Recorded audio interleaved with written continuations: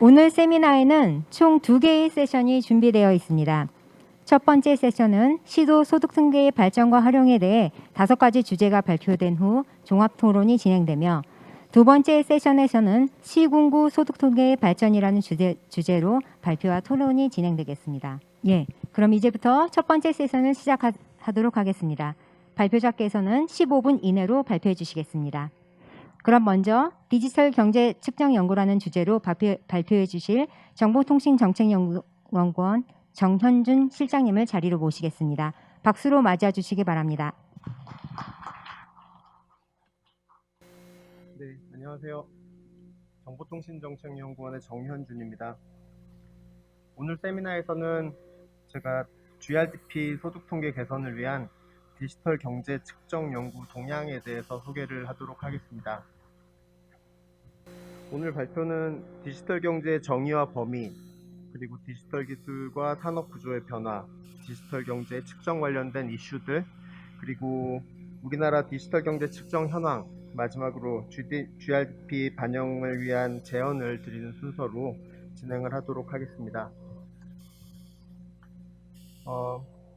디지털 경제는 지금 많이 논의가 되고 있지만 이거에 대한 명확한 정의나 이런 것들이 좀 잘 안 되어 있는 상황입니다.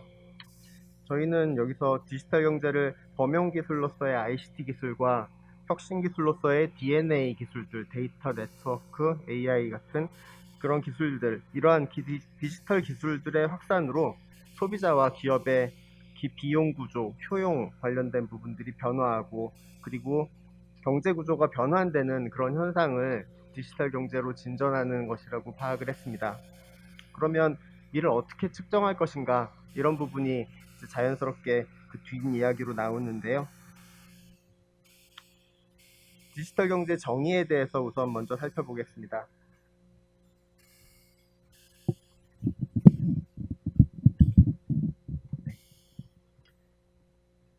OECD는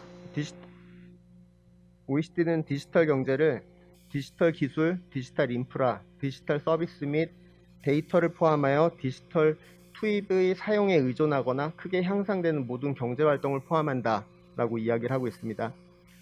정의가 대단히 복잡해 보이는데 이런 부분들이 사실 여러 가지 의견들이 모아져 있기 때문에 이렇게 됐다고 생각하시면 될 것 같습니다. 상향식 정의에 하향식 정의, 유연한 정의 3가지로 나눠가지고 정의를 내리고 있는데요. 상향식 정의가 디지털 투입물을 생산하거나, 이 부분은 ICT 산업을 이야기합니다. 디지털 투입물에 핵심적으로 의존하는 산업이다 라고 정의를 하고 있고요. 하향식 정의는 디지털 전환 과정 및 디지털 기술의 도입으로 강화된 경제 활동을 포함하는 것이다 라고 정의를 하고 있습니다. 상향식 정의와 하향식 정의에 의해서 지금 여러 나라들이 시범 추계를 수행을 하고 있는데요. 상향식의 경우에는 영국, 미국, 호주 등이 받아들이고 있고, 하향식의 경우에는 독일과 프랑스 등이 받아들였습니다. OECD는 이를 유연하게 좀 정의를 하면서 양쪽을 포괄하려고 하고 있는데, 핵심 영역으로서의 ICT, 협의로서의 디지털 경제, 그리고 광의로서의 디지털화된 경제까지 이렇게 좀 유연하게 적용하면 어떻겠냐라고 제안을 한 상태입니다. 주요국들은 OECD 가이드라인을 준용하여 디지털 경제의 범위를 설정하고 시범 추계를 하고 있습니다.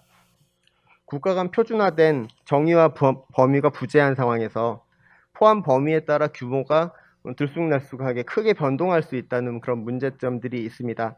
그래서 현 단계에서는 시범 추계를 통해서 방법론과 범위, 이런 부분들을 합의하는 과정이라고 생각을 할 수 있을 것 같습니다. OECD는 디지털 경제의 범위를 오른쪽 표에 그림에서 보시다시피 핵심 영역, 좁은 범위, 넓은 범위, 그리고 여기서 확장된 디지털 사회로 유연하게 제시를 하고 있었습니다. 이러한 정의에 맞춰서 각국이 디지털 경제 규모를 측정하고 있는데요.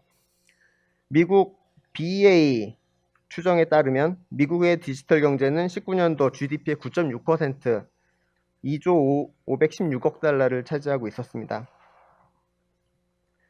미국 경제 성장률이 1.8% 정도인데 디지털 경제의 경제 성장률은 6.5%로 뭐 3.3배 이상 빠른 그런 속도를 보이고 있고요.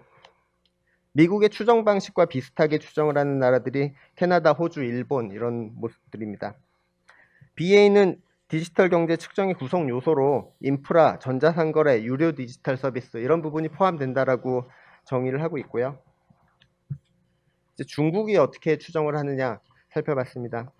중국 같은 경우에는 디지털 경제를 디지털 산업과 산업의 디지털 전환으로 구분하여 측정하고 있습니다. 측정 결과로는 디지털 경제가 차지하는 비중은 34%다라고 높게 나타납니다. 이 부분은 앞의 숫자와 좀 많이 차이가 나는데요. 방법론이 달라서 나는 차이로 보시면 될 것 같습니다. 왼쪽 아래표의 디지털 산업 관련된 부분은 ICT 산업이 디지털 경제에 포함이 되고요. 그리고 BICT 산업 같은 경우에는 그 외 산업에서 ICT 자본을 통해서 성장한 부분은 디지털 경제에 의한 것이다 라고 해가지고 부분을 추정을 해서 넣었습니다. 핀란드의 경우에도 이제 새로운 방법을 좀 적용을 하고 있는데요. 기본적으로는 BEA 방법론에 기반을 하고 있지만 부분적인 디지털화된 재화 서비스 그리고 산업의 부분적인 디지털화를 고려한 그런 디지털 경제를 측정하고 있습니다.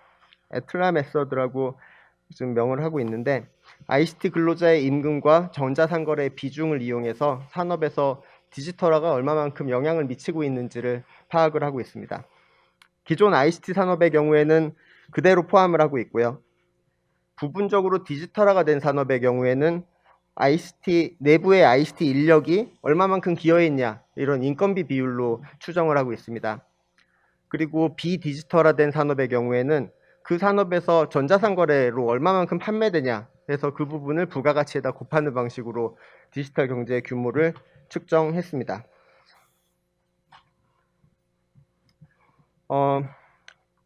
그러면 왜 여러 국가들이 디지털 경제를 측정하려고 하느냐를 생각해 봐야 될 텐데요. 시기별로 미국 포춘 500 시가총액을 비교한 데이터입니다. 노란색 부분이 ICT 산업입니다. 95년도에서 2000년도로 넘어가면서 이제 닷컴 버블이 이제 생기는데 이 즈음에는 ICT 기업이 대단히 많습니다. 근데 여기 보면은 시스코나 인텔, 오라클, 루센트, 소프트웨어 기업들도 있지만 장비 업체들도 상당히 많이 포함이 되고 있고요. 하지만 이게 이제 2020년까지 넘어가면서 디지털 전환이 이제 눈앞에 보이는 이 상황에서는 위에 있는 5개 기업은 마이크로소프트, 애플, 아마존, 구글, 페이스북 전부 다 플랫폼 업체들입니다.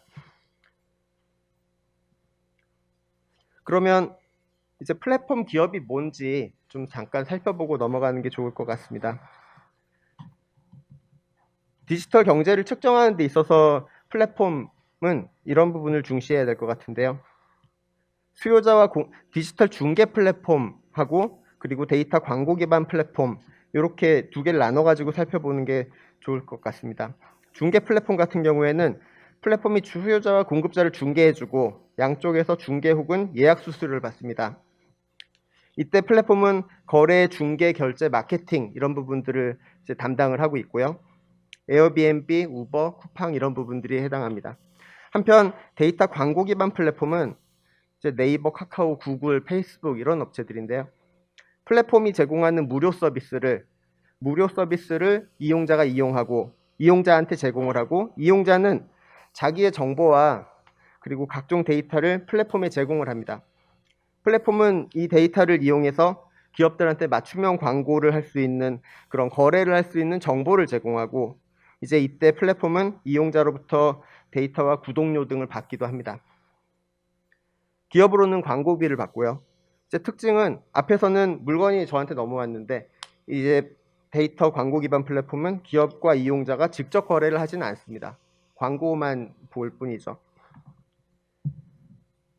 이제 디지털 중개 플랫폼 같은 경우에는 공유 경제, 양면 시장, 그리고 가격의 이중화, 그리고 거주성, 해외 업체들이 플랫폼 업체들이 많기 때문인데 이런 이슈를 제기하고 있고 그리고 데이터 광고 기반 플랫폼 같은 경우에도 양면 시장, 무료 디지털 서비스, 이메일이든지 뭐 이런 그 글들이든지 보는 것들이 그리고 데이터의 자산화 이런 이슈를 제기를 합니다. 얼마 전 뭐 온라인 쇼핑몰에서 태블릿 PC를 예약 구매를 했는데요. 이게 사람마다 가격을 다르게 설정을 했습니다.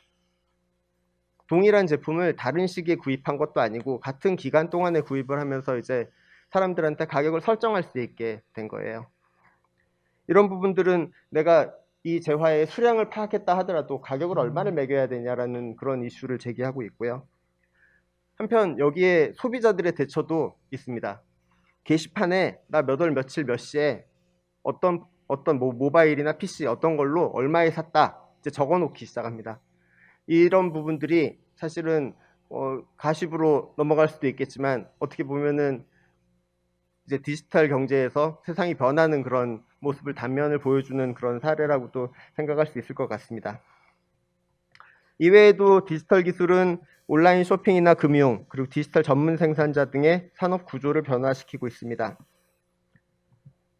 산업 구조의 변화는 디지털 관련된 분류 체계에도 영향을 주는데요.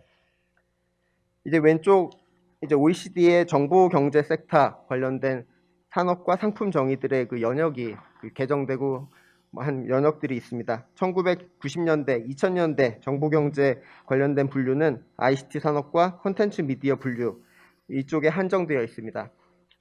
ICT 기기 서비스 소프트웨어 그리고 유통 이런 부분으로 한정이 되어 있었는데요. 국민계정상의 ICT 분류도 마찬가지입니다.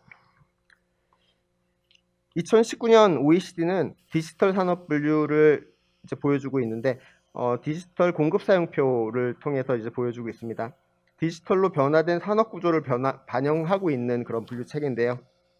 첫 번째 디지털 기반 산업은 ICT 산업을 얘기하고 있습니다.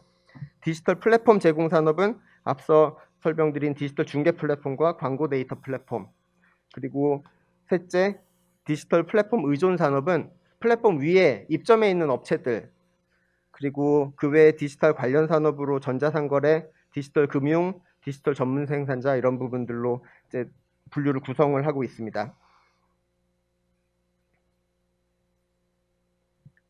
본 분류는 디지털 공급 사용표 분류 체계인데 디지털 공급 사용표는 디지털 투입과 지출의 구조를 체계적으로 보여주는 표입니다. 생산물 측면에서 디지털 재화, 디지털 서비스, 그리고 데이터 이런 부분들을 강조를 하고 있고 기존의 방법론에 비해서, 그리고 주문 및 전달 방식에서 내 플랫폼을 통해서 했냐, 디지털 방식으로 주문했냐, 그리고 디지털 방식으로 전달하냐 이런 부분들을 구분하고 있습니다. 디지털 경제의 측정은 기존과 다르다는 특징이 있는데 그래서 OECD는 디지털 경제의 위성 계정을 운영할 것을 이제 제시를 하고 있습니다. 이외에도 아까 앞에서 설명은 드렸지만 가격과 물량의 측정, 그리고 데이터를 어떻게 기록할 것인지, 무료 서비스는 어떻게 할 것인지. 무료 서비스 같은 경우에는 현재는 그 가격을 안 받는 그런 부분들이어가지고 측정이 잘 안 되고 있고요. 암호 자산은 어떻게 할 것인지 이런 내용들이 지금 새로운 이슈로 부각되고 있습니다. 대표적인 예로 공유경제 관련된 사례를 살펴볼 건데요. 이 부분은 웹 스크래핑을 통해서 공유 숙박의 대표 기업인 에어비앤비 같은 이런 기업들의 추정치를 구하고 대표 기업의 수수료 구조를 이용해서 산업 구조를 추정하고 있습니다. 대부분의 경우 기존 국민소득에 포함되어 있지만 가계부문인 단기 임대 업자들, 이런 업자들의 생산과 소득 등을 추가로 추계할 필요가 있습니다. 누락된 부분들이 있기 때문인데요. 숙박 매출에서 이제 미포착된 가계 부문의 생산을 좀 추가하고요.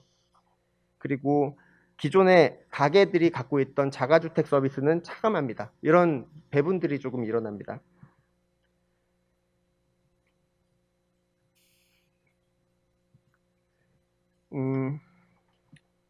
잠시만요. 이때 생산으로 추가 인식된 부분에서 생산뿐만 아니라 비용으로서 이제 발생하는 중간 소비들도 이제 처리를 해야 되고, 그리고 지출 계정에서도 이제 좀 필요가 한데요. 플랫폼으로 간 수수료 같은 것들은 예약 서비스의 지출에 추가하고 숙박 산업에서 이제 수수료만큼 감해주는 뭐 이런 배분들이 이제 이루어져야 됩니다. 그럼 우리나라에서는 어떻게 측정하고 있냐 현황을 살펴볼 차례인데요. 오른쪽 아래 그림을 보시면은 한국은행은 지금 GDP 측정과 관련돼서 디지털 공유경제의 범위를 아래와 같은 벤 다이어그램으로 파악하고 있습니다. 디지털 경제와 공유경제는 일정 부분 겹치고 일반적인 디지털 경제, 디지털 기술을 통한 공유경제 이 두 가지가 일반 디지털 경제다라고 생각을 하고 있고요. 전통적인 공유경제하고 디지털 기술을 이용한 공유경제 이 부분을 합쳐서 공유경제라고 파악을 합니다. 근데 가운데 빨간색으로 표시된 부분이 일정 부분 그 소득 추계에서 누락되어 있다고 파악을 하고 있습니다. 숙박 같은 경우에는 앞서 설명드린 방법으로 이제 처리를 할 것이고, 그리고 승차 같은 경우에는 카풀 정도가 누락은 됐으나 미미하다. 그리고 대부 서비스들 이런 거는 규제로 인해서 다 제도권에 들어왔기 때문에 다 잡히고 있다. 이렇게 파악을 하고 있고요. 측정 결과는 지금 2018년 GDP의 0.01% 이 정도 수준이다라고 파악하고 있습니다. 이 부분은 정리한 내용인데 참고하시고요. 그래서 우리는 앞으로 어떻게 해야 되나 이 부분을 마무리로 말씀을 드리겠습니다.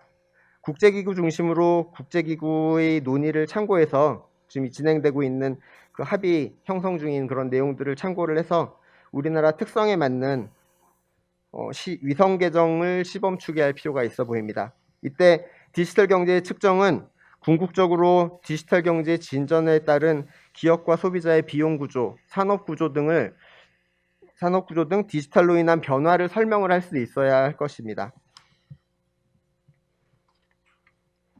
디지털 경제를 반영하는 분류체계 연구가 필요하다고 보입니다. 앞서 플랫폼을 설명을 드렸지만 그 플랫폼의 정의를 지금 어떻게 설정하냐에 따라 가지고 범위가 달라질 수 있고, 지금 저희가 관심을 가져야 되는 대상이 어디인지를 좀 고민을 할 필요가 있습니다.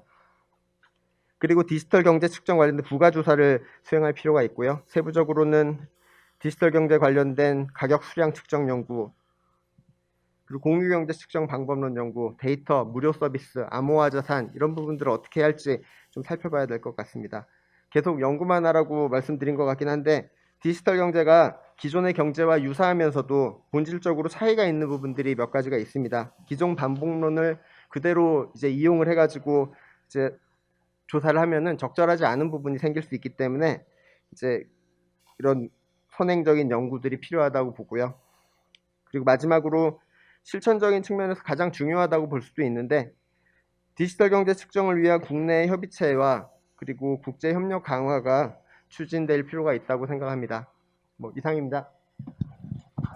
예, 발표 감사드립니다.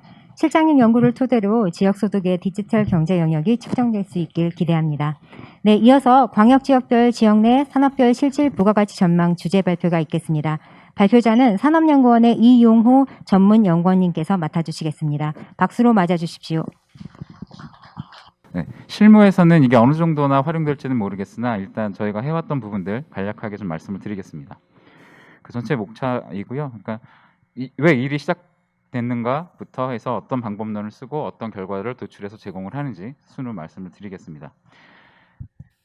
보시다 보면 중간중간에 그러니까 최대한 좀 쉽게 말씀을 드리려고 했으나 불가피하게 조금 좀 스트레스 받으실 수 있는 수식들이 좀 나오는 부분이 있는데요. 그 부분들은 그냥 이해하고 제가 최대한 그냥 간략하게 좀 말씀을 드리는 선에서 넘어가겠습니다.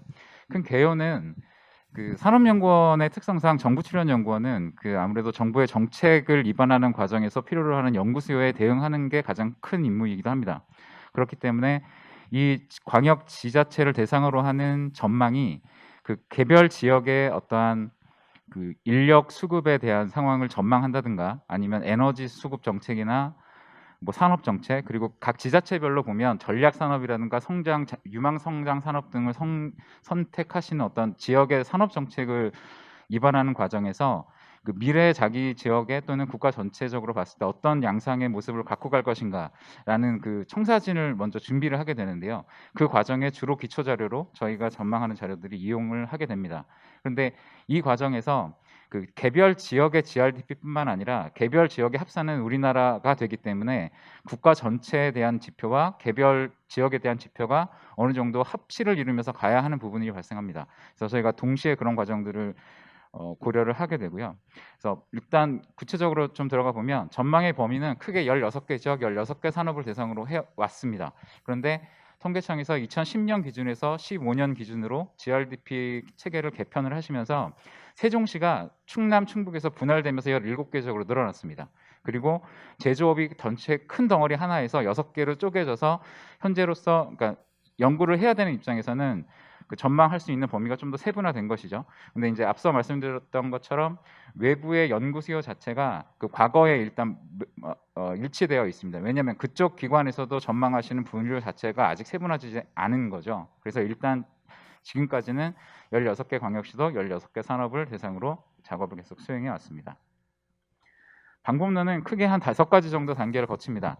첫 번째는 앞서 말씀드렸던 것처럼 국가 전체의 경제 지표인 GDP 그리고 지역의 경제 지표인 GRDP 간의 관계를 좀 먼저 파악을 하고 거기서 정합성을 먼저 한번 이루고 나면 거기서 만들어진 데이터를 기반으로 실제 추정을 통해서 지역의 산업 계량 모형을 만들어냅니다. 그럼 거기에 그 연구원에서 개별적으로 가지고 있는 국가 전체 기준의 그 산업별 GDP를 도출하는 모형에서 나온 데이터가 외생 변수로 투입이 되면 그럼 1차적으로 그 개별 지역의 산업별 전망치를 뽑아내게 됩니다. 그럼 그 뒤에서 잠깐 다시 말씀드리겠지만 거기서 끝나는 것이 아니라 그 숫자를 가지고 개별 지역의 전문가들을 통해서 최소 2차례 이상 협의를 거칩니다. 이 숫자가 과연 현실성이 있는가, 해당 지역의 어떠한 미래 이벤트에 대해서 어느 정도 반영이 되어 있는가 그런 부분들 협의를 거치고 어느 정도 수렴이 되고 나면 최종 전망치로 도출되는 과정까지 5단계 정도에 이르러 과정을 통합니다. 조금 더 세부적으로 말씀드리면 그 GDP와 GRDP 간의 정합성이 왜 중요하냐면 그 밑에서 표에서 보시는 것처럼 그 국가 전체 GDP와 국가 전체 GRDP, 그러니까 한국은행에서 만들어내는 통계와 통계청에서 만들어내시는 통계는 대동소이합니다. 되게 작은 증가율의 편차가 존재하는데 그게 개별 산업으로 들어가면 특정 기간에 대해서는 약간 방향이 다르게 잡히는 경우도 존재를 합니다. 그러면 저희가 이 숫자를 만들어냈을 때 만약에 그 각각 지역의 그 전기 수급량을 전망하기 위해서 저희 데이터를 쓴다고 하면 저희가 그러면 그 기관에서는 국가 전체 에너지 수급량, 전기 수요량도 뽑아내셔야 하고 각각 개별 지역의 수요량도 뽑아내야 합니다. 그러면 저희가 제공하는 데이터가 국가 전체의 토탈 합산, 국가 전체의 숫자와 개별 지역의 합산이 다른 경우에는 어긋나게 되죠. 근데 현재 우리나라 통계 자체가 연쇄가중치 방식으로 되어 있기 때문에 기준 연도를 제외하면 개별 산업의 합산이 국가 전체 토탈과는 맞지 않습니다. 근데 이 부분이 개별 모형으로 이제 추정해서 들어가서 전망치를 뽑아냈을 때는 이게 과연 오차가 나는 부분이 연쇄가중치로 나타나는 부분인지 아니면 모형의 오차로 나타나는 부분인지를 검증해내기가 되게 애매해집니다. 그래서 저희는 아예 초반에 데이터 자체를 약간 수정을 해서 토탈 합산을 맞춰놓고 이후에 작업을 진행을 합니다. 이 부분이 그 토탈 합산을 맞춰내는 과정인데요. 그러니까 쉽게 얘기하면 행렬을 행과 열로 별도로 계산했을 때 각각의 합은 절대 맞지 않죠. 아마 이 부분은 충분히 이해하셨을 테고요. 그래서 보통 라스법과 같은 방법으로 어떻게든 어거지로 맞춰 놓게 됩니다. 그렇게 해서 총 정합성을 맞춰 놓은 이후에 작업을 하게 되고요. 그럼 정합성이 맞춰지면 일단 저희가 필요로 하는 기초 데이터가 만들어진 것이고요. 그러면 저희가 그 기초 데이터를 이용해서 추정하는 방식으로 가장 많이 쓰는 첫 번째 모형이 시간 변동 매수 모형입니다. 그 추정식을 많이 보셨던 분들은 되게 간단하게 이해하실 수 있을 텐데요. 그 개별 그 y 항이죠. 그러니까 종속 변수의 개별 지역의 개별 산업의 GRDP는 개별 산업의 바로 전기 GRDP와 국가 전체의 해당 산업의 GDP로 설명을 해냅니다. 그러니까 바로 전기 산업 변수가 들어가는 건 이렇게 생각하시면 될 것 같아요. 그러니까 A라는 지역에 자동차 산업이 있었으면 작년에 이 자동차 산업의 성장 추이와 올해 성장해왔던 어떤 역사가 올해에도 영향을 많이 미친다는 거죠. 그러니까 쉽게 얘기해서 A라는 지역에 자동차 공장이 있었는데 그게 올해 지진으로 없어지지 않는 한 계속 생산을 할 거잖아요. 그런 부분들이 영향을 미친다는 가정이 들어가 있는 것이고 국가 전체 GDP 같은 경우도 국가의 자동차 산업이 성장을 하면 개별 지역의 자동차 산업의 성장도 어느 정도 거기에 수렴해 갈 것이다라는 어떤 이론의 근거를 합니다. 다만 여기서 조금 더 눈여겨볼 부분은 국가 전체의 GDP인 부분인 베타인데요. 이 부분을 이렇게 조금 더 복잡하게 만들어 놓은 것은 그런 겁니다. 그러니까 이게 식이 복잡하지 어떻게 생각하시면 되냐면 계량 모형 자체 앞에 추정하는 개수는 평균치를 찾아갑니다. 그러니까 작년에는 10% 성장했고 올해는 뭐 마이너스 5% 성장했으면 중간인 한 7% 선을 쫓아갑니다. 그 계량 모형의 선형 모형의 기본적인 특성인데 여기서는 그 평균을 쫓아가는 게 아니라 그물 형태로 조금 더 넓은 형태로 긁어내는 방식이라고 생각하면 됩니다. 그러니까 조금 더 세분화된 수위를 뽑아내려는 것이고요. 그러니까 왜 이런 모형을 선택하게 됐냐면 우리나라 자동차 산업 전체의 성장은 예년과 비슷한 수준의 성장을 했어도 특정 지역에 속해 있는 자동차 기업의 경영이 매우 어렵다거나 그럼 그 지역의 자동차 산업은 되게 성장률이 많이 떨어집니다. 또는 미국 시장에 주로 수출하는 형태의 자동차 공장이 운영되는 지역도 있고요. 그럼 그 지역에 미국 수출이 조금 안 좋았던 해는 우리나라 전체 자동차 성장보다 떨어집니다. 그러니까 전체 자동차 성장과는 좀 다른 스토리를 또 말하는 부분의 지역들이 발생하기 때문에 그런 부분의 걸 조금 더 걸러내고자 조금 더 복잡한 형태의 추정식을 추정하는 모형을 선택을 합니다. 다만 여기서도 그 단점은 존재를 하는데 그거는 마지막 변론 때도 있으니 그때 말씀드리겠습니다. 또 추가적으로 또 이용하는 모델은 ARDL 모델이라고 해서 추정식 자체는 앞에서 보셨던 모형과 비슷합니다. 다만 개별 지역의 GRDP와 국가 전체 산업의 GDP를 추정하는 타임 렉을 선정을 할 때 모형 자체 그 프로그램 자체에서 선정을 해줍니다. 그러니까 한 일기 이상의 것에서 그 결과가 나오는 거죠. 그러니까 이 모형 같은 경우는 그 해외 선행 연구에서도 그렇고 많은 연구에서 그 작은 규모의 관측치에서도 꽤 장단기 영향의 그 장기 균형 관계를 잘 밝히는 모형이다라고 제시가 되어 있고 검증이 되어 있는 모형이라 이용을 합니다. 그러니까 이 모형을 쓰는 가장 큰 이유는 앞에서 말씀드렸던 정합성과 연관이 있습니다. 그러니까 보통 통계청에서는 85년부터 GRDP를 제공하시죠. 생산 계정 쪽에서는. 그리고 한국은행도 한 55년, 65년부터 제공을 합니다만 이게 개별 산업으로 들어가고 기준 연도가 10년에서 15년으로 바뀐다거나 이런 특정한 어떤 이벤트가 발생되면 저희가 쓸 수 있는 계열이 한 20년, 25년 정도로 줄어듭니다. 그러면 과거에 40년, 50년을 쓸 수 있을 때보다 이용할 수 있는 통계량이 확실히 반 가까이 줄어들게 되고요. 그렇게 됐을 때 되게 강력한 추정력을 보이는 모델이었습니다. 그래서 이 모델도 운영을 하고 있습니다. 이 부분이 그러니까 왼쪽에 보시는 그 KIET DMM이라는 게 산업연구원에서 운영하는 국가 전체의 기준의 그 산업별 GDP를 전망해내는 모형이고요. 여기서 나온 값을 가지고 앞서 말씀드렸던 모형에 외생 변수로 투입을 해서 전망치를 뽑아냅니다. 그런데 그 개별 지역의 값을 그대로 제공하는 것이 아니라 지역별 전문가와 충분한 의견 교환을 거친다고 했는데 그게 이 오른쪽 그래프를 통해서 예를 좀 들어보면 위에 있는 그래프가 대구고요. 밑에 있는 그래프가 경북입니다.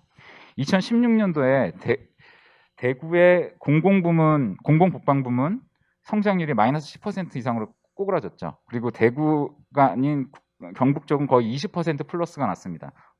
아마 대구나 이쪽에 계신 분들은 아실 텐데 경북도청이 대구시에서 그 경북 지역 쪽으로 빠져나갑니다. 그러니까 개별 국가 전체에서 보면 이렇게 티가 안 나는데 개별 지역에서 보면 도청, 그러니까 공공기관 하나의 이전이 막 20%씩 치솟고 10%씩 마이너스를 칩니다. 근데 이러한 이벤트가 그 지역에서는 되게 큰 이슈일 수 있으나 국가 전체를 이야기하거나 아니면 통계를 수집해서 그냥 정말 계량 작업만 하는 입장에서는 쉽게 체킹이 안 되는 이슈들이기도 합니다. 그리고 만약에 이게 미래의 어떤 시점에 계획이 되어 있다면 그때는 반영을 해줘야 되는 이벤트이기도 한 거고요. 그래서 이런 부분들을 좀 반영하기 위해서 지역 전문가들과 계속 협의를 진행을 합니다. 숫자는 뭐 제공을 여기서 보여드리지는 않지만 저희가 이제 전망의 기조를 계속 가져가고 있는 특성은 서울, 대구, 부산 등 이렇게 특별권, 특별시나 광역시권에서는 계속 제조업은 약화되고 주로 서비스업 위주의 성장을 계속 유지를 합니다. 그렇기 때문에 당연히 제조업 비중은 줄어들고 서비스업 비중은 늘어납니다. 그러니까 서울 같은 경우는 서비스업 비중이 거의 90% 이상으로 올라갔고요. 그리고 하지만 이 중에서도 유독 울산만은 당연히 워낙에 제조업 생산 기반이 많이 자리 잡고 있기 때문에 제조업이 강세를 계속 보이고 있고 또 제조업의 성장이 지역의 서비스업뿐만 아니라 지역 경제 전체를 끌고 가는 그런 특성을 계속 보입니다. 그리고 또 좀 독특한 부분은 제주도와 강원도인데요. 제주도와 강원도는 서비스업이 훨씬 더 강세를 보입니다. 자연스럽게 제주도는 워낙에 관광 산업이 강한 지역이기 때문에 이해가 금방 되실 테고요. 강원도는 관광 산업 플러스 공공행정 국방 서비스가 굉장히 큰 포션을 가집니다. 이 부분이 군대입니다. 그러니까 강원도는 군부대 인원이 나와서 그 도시 그 지역 전체의 서비스업을 끌고 가는 역할을 되게 크게 한다는 것이 앞으로도 계속 그 기조를 계속 유지를 하고 있고요. 그리고 충남, 경기, 충북 같은 경우에는 최근에 특히나 코로나 거치면서 그 제조업 부분의 성장이 국가 경제를 또 끌고 가기 시작하면서 이 지역의 성장세는 또 강해지는 모습들을 계속 보이고 있습니다. 그리고 2010년대 후반 17년쯤인가 18년쯤으로 생각하는데요. 우리나라 각 지자체 중에 가장 큰 규모의 지자체는 경기도입니다. 서울을 추월을 했습니다. 아마 아시고 계실 테고요. 그리고 그 기술적인 방법론에 대해서 좀 말씀을 드렸기 때문에 그와 관련돼서 조금 제가 좀 생각했던 부분에 대해서 좀 말씀을 드려보면 이게 그 지역에 되게 작은 산업들이 있습니다. 서울의 농업 또는 광업, 그 특별시의 광업들 그러면 거의 0.몇 %의 비중을 차지하는 산업이나 존재합니다. 서울시에 농업이 있습니다. 없지 않거든요. 서울시에 논 있고 심지어 서초동에 논 있습니다. 근데 이게 되게 작아요. 근데 얘네를 전망을 해놓고 전체 합산을 맞추기 위해서 통계적인 기법 또는 라스나 아니면 최적화 모형을 짜서 작업을 해놓고 나면 그러니까 라스법의 특성상 작은 놈은 계속 작아지고 큰 놈은 계속 커지는 특성을 보이거든요. 그럼 광업이 어느 순간에 마이너스가 됐어요. 그러면 세상에 없는 얘기인 거잖아요. 그러니까 통계적으로 방법론적으로만 나온 숫자가 되는 거죠. 그래서 그런 부분들 때문에라도 지역 전문가들이랑 계속 얘기를 했고 어떤 그런 부분들이 좀 필요했었던 것이었고요. 그리고 시간 변동 계수 같은 경우는 아까도 말씀드렸던 것처럼 계수를 추정해낼 때 그물 방식으로 추정을 해냅니다. 여러 가지 파동을 거쳐서. 근데 그러면 분석할 때는 되게 파워풀한 결과를 냅니다. 정말로 그 R스퀘어도 잘 나오고 계수도 참 설명하기 좋은 방식의 계수가 튀어나오는데 문제는 전망 기간이에요. 전망 기간에도 얘가 파동을 그려줘요. 그러면 전망 기간에 파동을 그리면 쉽게 말해서 이 데이터를 가지고 다른 데이터를 또 붙여서 다른 전망치를 내시는 경우, 그러니까 노동 수요를 전망하기 위해서 노동 개수를 곱하는 경우에는 노동 수요량도 파동을 그려요. 그러면 미래의 어떤 특정 시점에 정책적인 준비를 하기 위해서 숫자를 필요로 하는 경우에 파동을 그려버리면 우리나라 정책도 파동을 그려줘야 되거든요.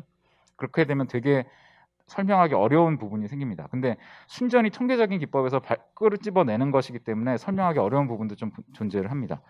그리고 마지막으로는 개별 지역의 전문가들 계시고 국가 전체의 전문가들 계신데 두 개를 같이 보시는 분들이 생각보다 많지 않습니다. 해보면 한 7, 8년 정도 계속 작업을 하고 있는데 어떤 경우가 생기냐면 정권이 바뀌어서 각 지역의 산업 정책이나 산업 발전 정책을 새로 짜야 하는 시즌에 이 작업이 이루어지면 각 지역의 의견을 수렴해서 다 더해보면 우리나라 경제 성장률이 훨씬 넘습니다. 그리고 우리나라가 좀 어려울 때, 그러니까 산업이 좀 어렵거나 수출이 안 돼서 어려울 때 그 의견들을 받아서 제조업 위주로 들어가는 지역의 숫자를 또 모아보면 또 너무 낮습니다. 그러니까 이게 그 양 사이드를 동시에 좀 볼 수 있는 전문가들의 섭외가 좀 어려운 부분, 그런 부분도 좀 있었던 것 같습니다. 그냥 활용 측면에서 제가 해왔던 거 그리고 조금 필요했던 부분, 어려웠던 부분, 뭐 그 정도 말씀드렸습니다. 이상입니다. 고맙습니다. 네, 발표 감사드립니다. GRDP 작성 담당자 입장에서는 매우 흥미로운 주제였던 것 같습니다. 다음으로는 시군 경제력 지표 1인당 GRDP의 보완 방안 연구 주제로 발표해 주실 경기연구원의 김을식 연구위원님을 자리로 모시겠습니다. 박수로 맞아주시기 바랍니다.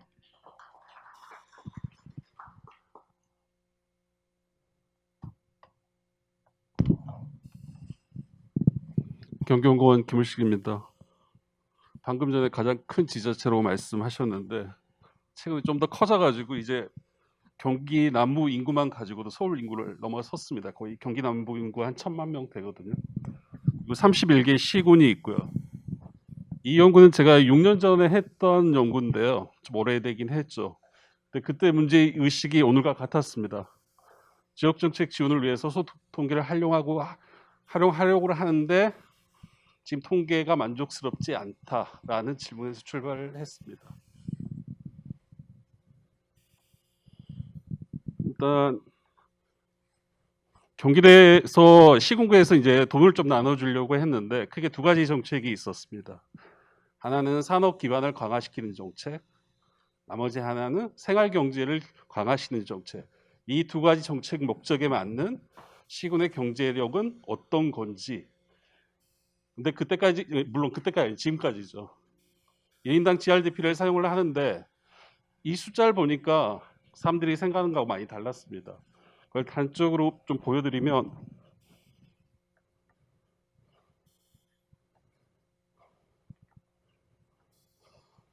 좀 작아 보일 수도 있을 것 같은데 지도를 보시면 왼쪽에 있는 지표가 GRDP고요. 우측에 있는 게 1인당 GRDP입니다.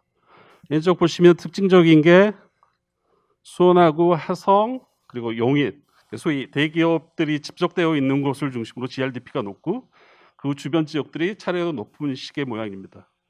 근데 이걸 1인당으로 바꿔버리면 좀 그림이 달라지기 시작을 합니다. 여전히 평택하고 화성이 높긴 하지만 왼쪽에서 본 소위 경기도 동부 북부 이 지역들이 마치 경제가 좋은 걸로 막 보여지기 시작을 합니다. 그래서 1인당 GRDP를 사용을 하면 실제 정책 목적과 다르게 엉뚱한 일이 벌어지게 됩니다. 그러니까 이 그림에서 생각하는 것까지 이제 이 지표에 따라서 지원을 하게 되는 거죠. 근데 사람들이 생각을 할 때 대부분 잘 아시겠지만 서울과의 근접성에 의해서 그 땅, 그러니까 집값도 높고 소득 수준도 높은 게 일반적입니다. 그래서 사람들의 상식은 다 그렇게 생각을 하죠. 근데 저 지표를 사용하게 되면 엉뚱한 의사결정을 하게 되게 됩니다. 그래서 이 문제 의식하에 한번 고민을 해봤습니다. 당초에 세미나라고 생각을 했는데 워크숍이어가지고 제가 좀 떠네요 지금. 이전으로 돌아가는 게 그냥 돌아가지 말죠 그냥. 그래서 보시면 일단 데이터는 제가 6년 전 데이터여서 그 경기도 데이터만 구할 수 있어서 2010년에서 12년 31개 시군 대상 데이터를 썼고요. 그래서 아까 말씀드린 대로 서울과 가까울수록 잘 살고 멀수록 못 사는데 2인당 GRDP는 상당히 다르게 나타나죠. 그래서 이걸 어떻게 해결을 할까 고민을 했습니다. 그래서 그럼 GRDP에 대해서 한번 따져봤는데 지금 여기에 정리해 놓은 건 뭐 일반적인 이야기이고요. 문제가 되는 게 GRDP는 생산 지표죠. 소득이나 지출 지표가 아니어서 그 지역에 어떤 사람인데 어느 수준으로 사는지 알 수가 없다는 게 가장 큰 문제였고요. 그리고 다음에 문제인데 잘 아시겠지만 수도권은 하나의 경제권입니다. 그냥 서울, 인천, 경기로 나누어져 있지만 실질적으로 하나의 생활 경제권인 거죠. 그래서 수원에 살다가 서울에서 일할 수도 있고 서울 사람이 수원에 오기도 합니다. 근데 이런 것들이 전혀 반영이 안 되죠. 직주 불일치문. 그리고 또 하나의 문제는 1인당 GRDP에서는 1인당입니다. GRDP는 생산 지표인데 1인당은 거주자 기준이죠. 예를 들어 수원은 130만 명이 사는데 거기에 있는 생산인가 거기 직장하고 주거지가 달라지는 문제가 생깁니다. 이거는 수도권 크게 보면 서울, 인천, 경기 간에도 발생을 하고요. 31개 시군 안에서 더 심각하게 발생을 합니다. 특히나 서울하고 인접 지역들은 한 70% 정도가 자기 시군에서 일하지 않습니다. 다 서울이나 좀 더 생산지에 가서 일을 하는 거죠. 그래서 그런 큰 문제점을 가지고 있고요. 그래서 이 문제를 해결하기 위해서 새로운 대안을 고민을 해봤습니다. 먼저 생산 지표로 봤을 때 인당 GRDP를 바꿀 수 있는 방법을 고민을 했고요. 그러면 생산에 기여한 사람으로 한정을 하자. 그래서 종사자 기준으로 갔습니다. 그리고 분배 지표 측면에서 봤을 때는 생산 지표가 적절하지 않다. 그럼 그 지역에 사는 사람들의 소득을 어떻게 측정할 것인가 라는 것을 고민을 했고 제가 그때까지 가장 가용한 건 지방소득세였습니다. 이 지방소득세 자료를 가지고 한번 추정을 해봤습니다.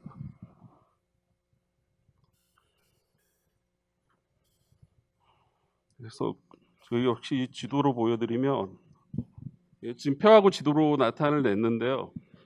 왼쪽에 보시면 앞에 그림들과는 달리 우리 소위 생산지표 어느 지역의 생산성이 높은가라는 측면에서 보시면 대기업들이 집적되어 있는 수원, 화성, 용인 이쪽들이 높게 나타나고 북부 쪽에서는 잘 아시는 대로 고양시, 그리고 의정부 정도가 생산성이 높은 지역으로 나타납니다. 그리고 두 번째 어느 지역이 잘 사느냐에 관련돼서 아까 지방소득세를 사용을 했는데요. 그 지표로 변경을 해주면 이제 상식과 비슷한 결과가 나오기 시작을 합니다. 서울을 중심으로 해서 잘 사는 지역들이 분포되어 있는 거죠. 그래서 이렇게 지표를 바꿔줘야지 그 지역이 잘 사는지, 그 지역의 생산성이 높은지를 판단할 수 있다는 거죠. 15분까지인데 벌써 끝나버렸네. 그 다음에 문제는 뭐였냐면, 제가 새로운 지표를 갖다 두 가지 제시를 했는데, 이 지표가 기존의 지표하고 차별성이 있는지를 한번 분석을 해봤습니다. 아주 쉬운 방법을 썼습니다. 그냥 상관계수하고 순위 상관계수를 사용을 했습니다. 만약에 상관계수가 높다면 새롭게 지표를 만들 필요가 없겠죠.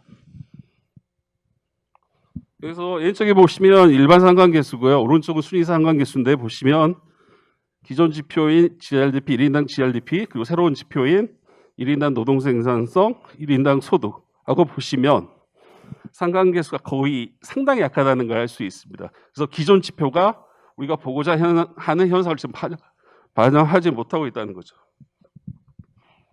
그 다음 고민은 뭐였냐면, 그럼 새로운 지표를 제시를 했는데 이 지표가 그 지역의 진짜 경제적인 상황을 반영하느냐를 다시 고민을 해봤습니다. 그래서 기존의 논의들에서 어떤 지역의 경제가 활성화되어 있다라고 했을 때 쓰는 변수들을 변수를 찾았고요. 그리고 선행 연구를 검토를 했고, 변수로 사용한 건 산업구조, 사업체 규모, 인구구조, 그리고 직접 불일치 문제를 해결하기 위해서 거주지 내 취업자 비중, 그리고 고용률, 밀도, 요 예산 등을 사용을 했습니다. 데이터는 아까 말씀드리고 3개년 데이터를 썼고요. 31개 시군. 다만 1인당 소득에 관련된 데이터는 제가 1개년밖에 못 구해가지고 소위 패널 해결을 하지는 못했습니다. 그래서 결과표를 보시면 일단 분석 모형은 크게 세 가지를 사용을 했습니다. 잘 아시는 그냥 합동 OLS 모형 하나 썼고요. 그리고 고정효과 모형, 임의효과 모형. 통계적으로 분석을 해보면 마지막 끝이 임의효과 모형이 가장 설명력이 높은 걸로 나옵니다. 보시면 일단 1인당 GRDP 보시면 우리가 생각하는 경제 변수들과의 유일성이 높은 게 3개 정도 나오고요.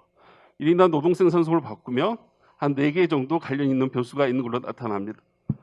그리고 이걸 고정효과 모형에 가시면 1인당 GRDP는 기존 경제 변수하고 3개 정도가 상관관계가 있는데, 위에 1인당 노동생산은 4개, 임의효과 모형에서는 4개, 6개. 그래서 보셨다시피 새롭게 만든 지표가 기존 지표하고 차이가 있고요. 그 지표가 그 지역의 경제와 더 밀접한 모습을 보이는 것을 알 수 있습니다. 그래서 최종 결론은 뭐냐? 오늘의 문제의식과 똑같습니다.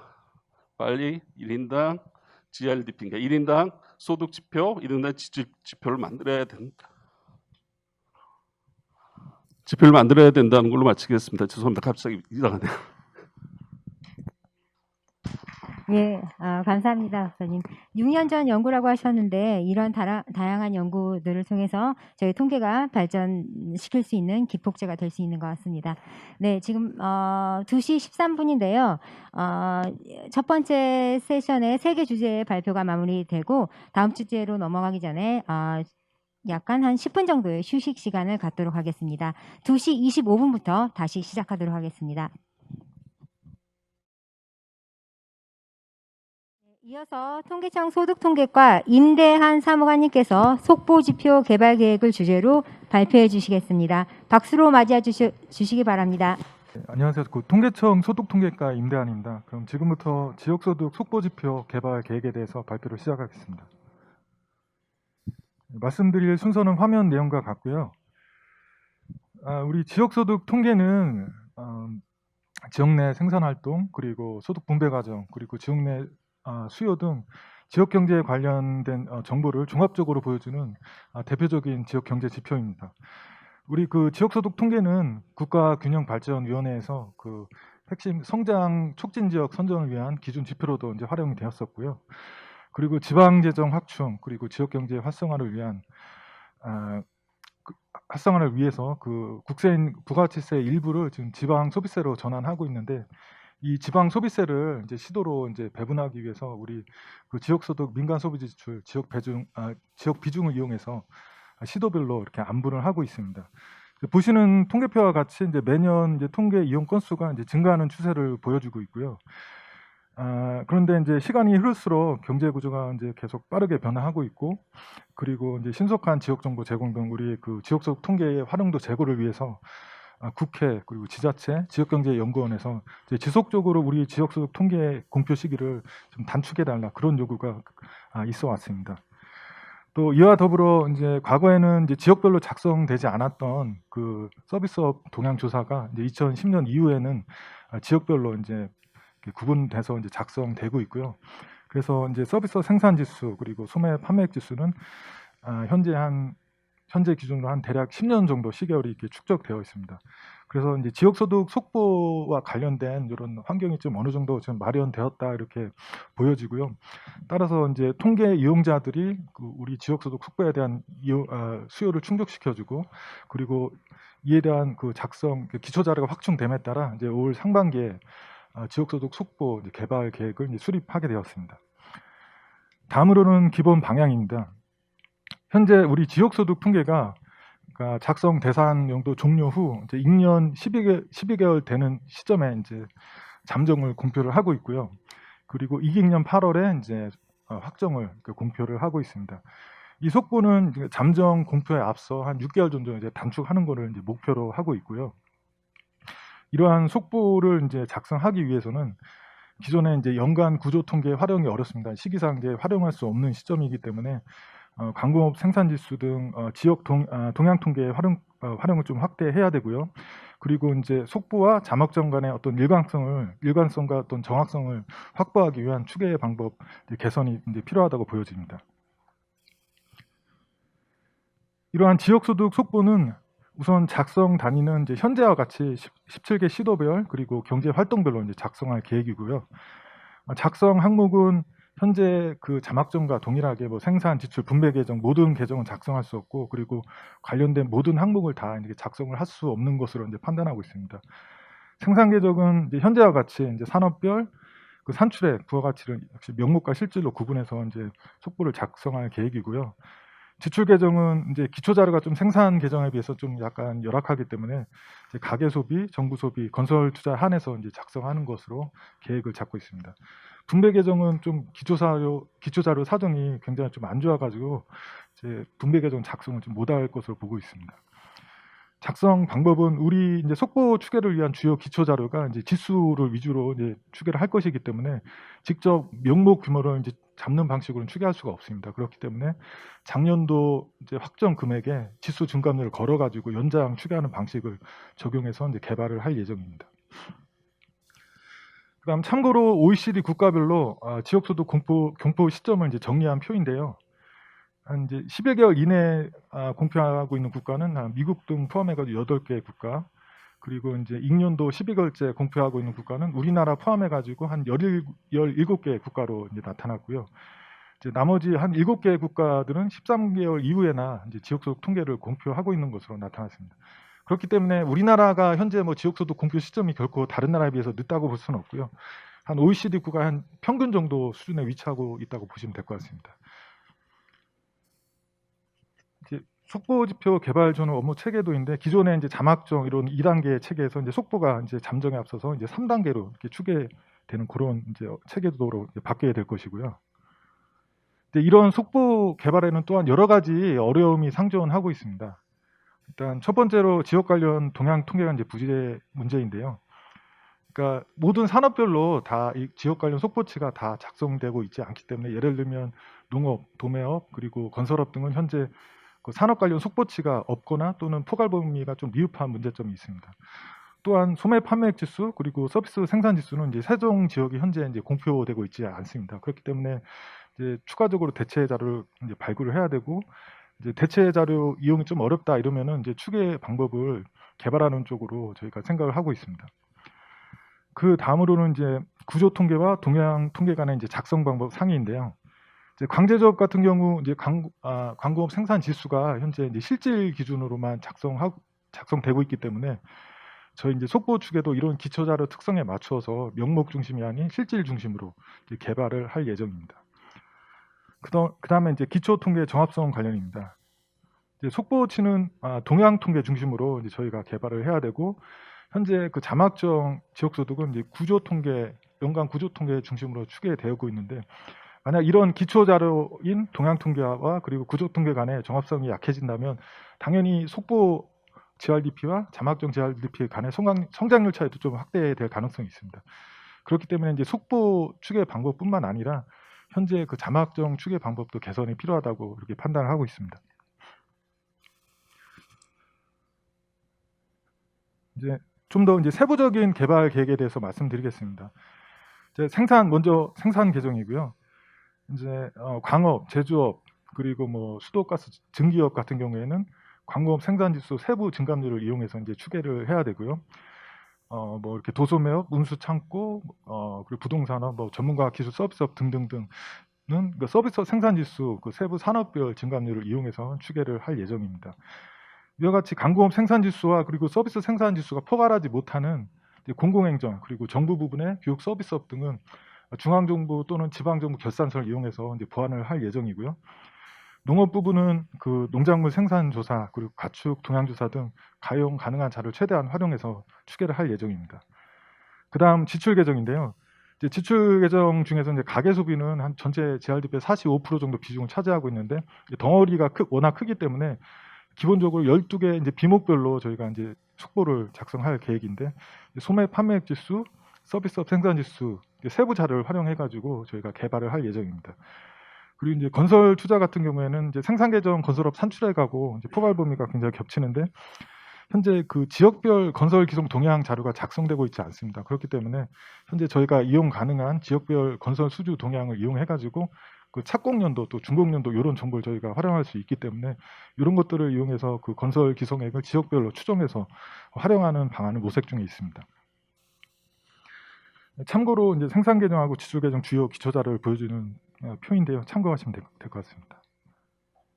그다음 이제 추계 방법 관련입니다.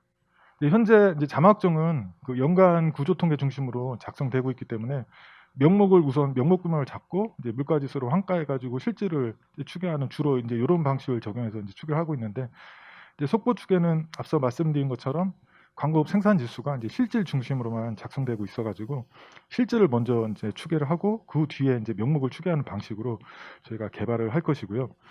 간단하게 밑에 산식 보시면은 이제 실질 같은 경우 그러니까 작년도 명목 확정치에 올해 이제 물량 증감률을 곱하게 되는 것이죠. 그러면은 저희가 이제 PIP라고 불리는 전년 가격으로 평가된 이제 물량이 먼저 도출이 되고 이 PIP에 올해 물가지수 증감률을 곱하게 되면은 비로소 이제 명목이 나중에 이렇게 도출되는 방법입니다.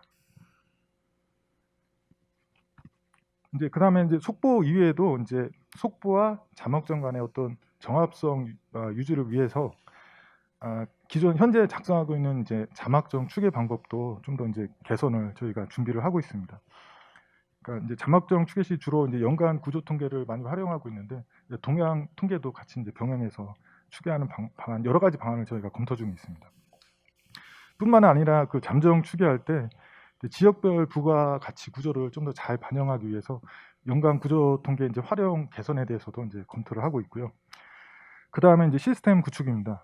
이제 올해 저희가 지역소득 추계를 위해서 그 시스템 개발 사업을 착수를 했고 추계 프로세스 중 일부는 현재 개발이 완료돼가지고 이제 이번 이제 잠정부터 이제 실무에 이제 활용할 예정이고요. 속보 개발 시에도 속보 추계의 정확성 그리고 효율성을 위해서 역시 시스템을 개발해가지고 어떤 속보 작성을 위한 인프라를 저희가 구축할 계획입니다. 그다음에 이제 기대 효과인데요. 속보 개발이 완료되면 무엇보다도 이제 시의성 높은 지역 경제에 관련 이제 정보를 제공함으로써 이제 지자체 같은 경우 좀 더 발빠른 지역 경제 정책 그리고 이제 중앙 정부 같은 경우에는 국가 균형 발전 정책에 저희가 좀 기여할 수 있을 걸로 좀 기대를 하고 있고요. 그다음에 이제 제가 알기로는 각종 지역 경제 연구소에서 매년 그 지역 경제 성장률 예측하는 작업을 이제 하고 계시다고 들었습니다. 이와 같이 어떤 지역 경제 전망이라든지 그리고 좀 지역 경제 분석을 위해서 우리 지역소득 통계의 활용성이 좀 더 제고되지 않을까 그렇게 기대를 하고 있습니다. 마지막으로 이제 추진 일정인데요. 올해 상반기에 속보 개발 계획을 이제 수립을 완료했고 내년부터 속보 작성을 위해서 이제 기초 자료 수집 그리고 관련된 수집된 자료에 대한 시계열 분석을 이제 실시할 예정이고 2022년부터 이렇게 수집된 기초 자료를 바탕으로 이제 과거 시결뿐만 아니라 아직 그 작성되지 않은 잠정 대상 이제 시결까지 저희가 여러 가지 이제 시결을 대상으로 이제 시산 작업을 실시할 예정입니다. 그리고 어느 정도 이제 속보 개발 추계 방법이 이제 정립이 되면은 2023년부터 전산 시스템을 개발해 가지고 좀 더 효율적으로 저희가 작업을 할 수 있는 방안을 이렇게 마련할 것이고요. 2024년 그러니까 지역소득 기준형 개편 주기에 맞춰 가지고 속보 지표 개발을 완료하는 것을 지금 목표로 하고 있습니다. 예, 이상 발표를 마치겠습니다. 고맙습니다. 예, 사무관님 발표 감사드립니다. GRDP 속보 개발이 완료되면 통계의 시의성 개선과 활용성 증대에 크게 기여하게 될 것 같습니다. 네, 이어서 지역소득 역외 유출 진단과 대응 주제 발표가 있겠습니다. 발표자는 전북연구원의 김시백 부장님께서 맡아주시겠습니다. 박수로 맞아주시기 바랍니다.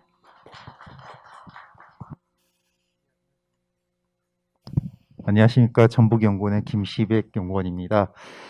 사실 제가 이거 제목은 전라북도 지역소득 역외유출 진단과 대응 방향이라고 했는데 이건 사실 한 2년 전에 했던 연구였었고요.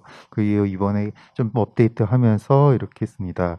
오늘 그 주제 발표는 제가 맡은 부분 아마 GRDP를 활용해서 지역연구원에서 어떻게 활용하고 그걸 정책에 이제 반영을 하는가 거기에 대한 여러 가지 사례 중에 하나라고 이렇게 보시면 될 것 같고요. 사실 제가 이거 2019년 정도에 이거를 가지고 연구를 했을 때 사실 통계청보다는 이렇게 한국은행의 지역본부가 있는데 지역본부에서도 충남이나 뭐 울산에서 이런 연구들을 했었고 과연 전라북도도 이게 지역 소득 여기에 유출이 얼마나 심각한가 만약 그걸 개선하기 위해서는 어떤 방향 정책이 필요할까 그런 거를 이제 연구를 했었습니다. 그래서 그 과정에서 좀 통계청의 GRDP 자료에서 좀 이게 좀 개선됐으면 좋겠다. 뭐 그런 것들도 좀 제가 오늘 이 자리에서 얘기를 좀 간단하게 얘기를 하겠습니다. 뭐 지역소득 역외유출 개념을 다들 아실 거라고 생각하는데 앞에서도 뭐 GRDP 같은 경우는 거의 다 그 해당 생산 거점을 일단 기준으로 해서 GRDP를 계산을 하고 근데 이제 GRNI라고 할까요? 이제 그 분배 계정에서의 그 값들은 사실 그 거주자 아니면은 본사 기업 입장에 사다 보니까 사실 GRDP랑 GRNI랑 격차가 일단 발생할 수밖에 없습니다. 전라북도 같은 경우 여기서도 이제 그림 같은 경우도 다 만약에 서울 거주자가 전라북도에서 일하는 경우 타 지역에서 와서 그럼 전라북도의 GRDP는 분명히 증가 요인이 되는데 그 GRDP 부가가치가 결국 타 지역 사람들한테 간다. 이런 개념으로 저는 처음에 접근했습니다. 그리고 또 두 번째 사례는 이제 이거는 지출 계정에서 일단 좀 접근했었는데 만약 전라북도 사람이 전라북도 상품이 아니라 구매하는 경우도 있지만 서울에서 생산되는 재화나 서비스 생산되는 경우 만약 100만 원을 썼는데 그러면 이제 서울 사람이 반대로 전라북도로 만약 그 제품을 50만 원 더 썼다 그러면은 그만큼 또 50만 원이 타 지역 서울로 이렇게 빠져나갔다라고 일단 이건 지출 계정 측면에서 이제 접근을 한 거고요. 이 두 개를 서로 이게 각각 이제 이 두 사례를 가지고 이제 전라북도에서 어떤 유형이 좀 역외유출이 맞다는지를 분석을 했었고요. 이거는 넘어가겠습니다. 그래서 그럼 지역 입장에서 이 지역 소득 역외유출이 과연 뭐가 문제가 될까? 처음에 저는 문제가 있다라고 생각했는데 최근에 좀 이제 관점을 좀 바꿨었는데요. 일단은 GRDP가 이제 생산 계정하고 분배 계정, 지출 계정 이렇게 있고 다시 이제 생산 이렇게 이어진다고 보면은 각각 그 단계별로 생산에서 분배 과정에서 이렇게 GRNI랑 GRDP의 격차가 발생하는 거기에서 이제 그러면 그만큼 지역 소득이 줄어들고 근데 또 타 지역 제품을 더 많이 산다. 그러면 결국 지역 생산 자체적으로 생산할 수 있는 그 수요가 감소하기 때문에 결국 지역의 GRDP에도 부정적인 영향을 입지 않을까라고 저는 생각을 했습니다. 그리고 최근에 이제 뭐 이렇게 앞에서도 GRDP가 지역 경제의 그런 어떤 양적 객관적인 판단을 하기에 중요한 지표로 지금도 많이 쓰고 있습니다. 저희 전라북도도 많이 쓰고 있고. 근데 이제 이제 균형 발전, 이제 앞으로 GRDP가 전라북도도 계속 하향 추세. 이거는 이제 전국적으로도 다 마찬가지인데 GRDP 증가율이 점점 하향하게 되면은 이제 이게 균형 발전이나 분배 이쪽도 좀 고려를 해야 되지 않을까라는 측면에서 이제 이런 것들도 봤고요. 또 지역 균형 발전 차원에서도 어떤 저희 이제 대표적인 사례가 충남이 될 것 같은데 충남 같은 경우도 이제 GRDP 상당히 높은데 그 소득 역외 유출이 상당히 심한 지역 중에 하나입니다. 그런데 이제 이 소득 역외 유출이 뭐 지역 입장에서는 자기가 그 지역이 가져가야 될 소득이 외부로 가니까 안 좋은 거다라고 할 수 있지만 이게 국가 전체적으로 봤을 때는 이제 소득이 이제 균형적으로 이렇게 배분하는 그런 역할을 또 하지 않을까라고 일단 생각을 해서 한 2000년 초 이후에 이제 한번 GRDP 1인당 GRDP랑 1인당 GRNI를 비교했을 때 GRDP는 지역별로 이제 시도 간의 이제 GRDP 격차는 점점 늘어나고 있습니다. 2001년에 최대 최소가 1,400만 원 정도였는데 2019년에는 최대 지역하고 최소 지역하고 4천만 원까지 벌어졌고 표준 표제도 점점 더 늘어나는 걸 볼 수 있습니다. 그리고 GRNI 1인당 GRNI는 2010년까지는 늘어났다가 2010년에서 2015년에 이제 감소, 약간 격차가 줄어드는 걸로 보이고 2019년, 15년 이후에 소폭 약간 증가를 했지만 어느 정도 약간 소득 재분배가 이루어지지 않았을까 이렇게 판단할 수가 있을 것 같고요.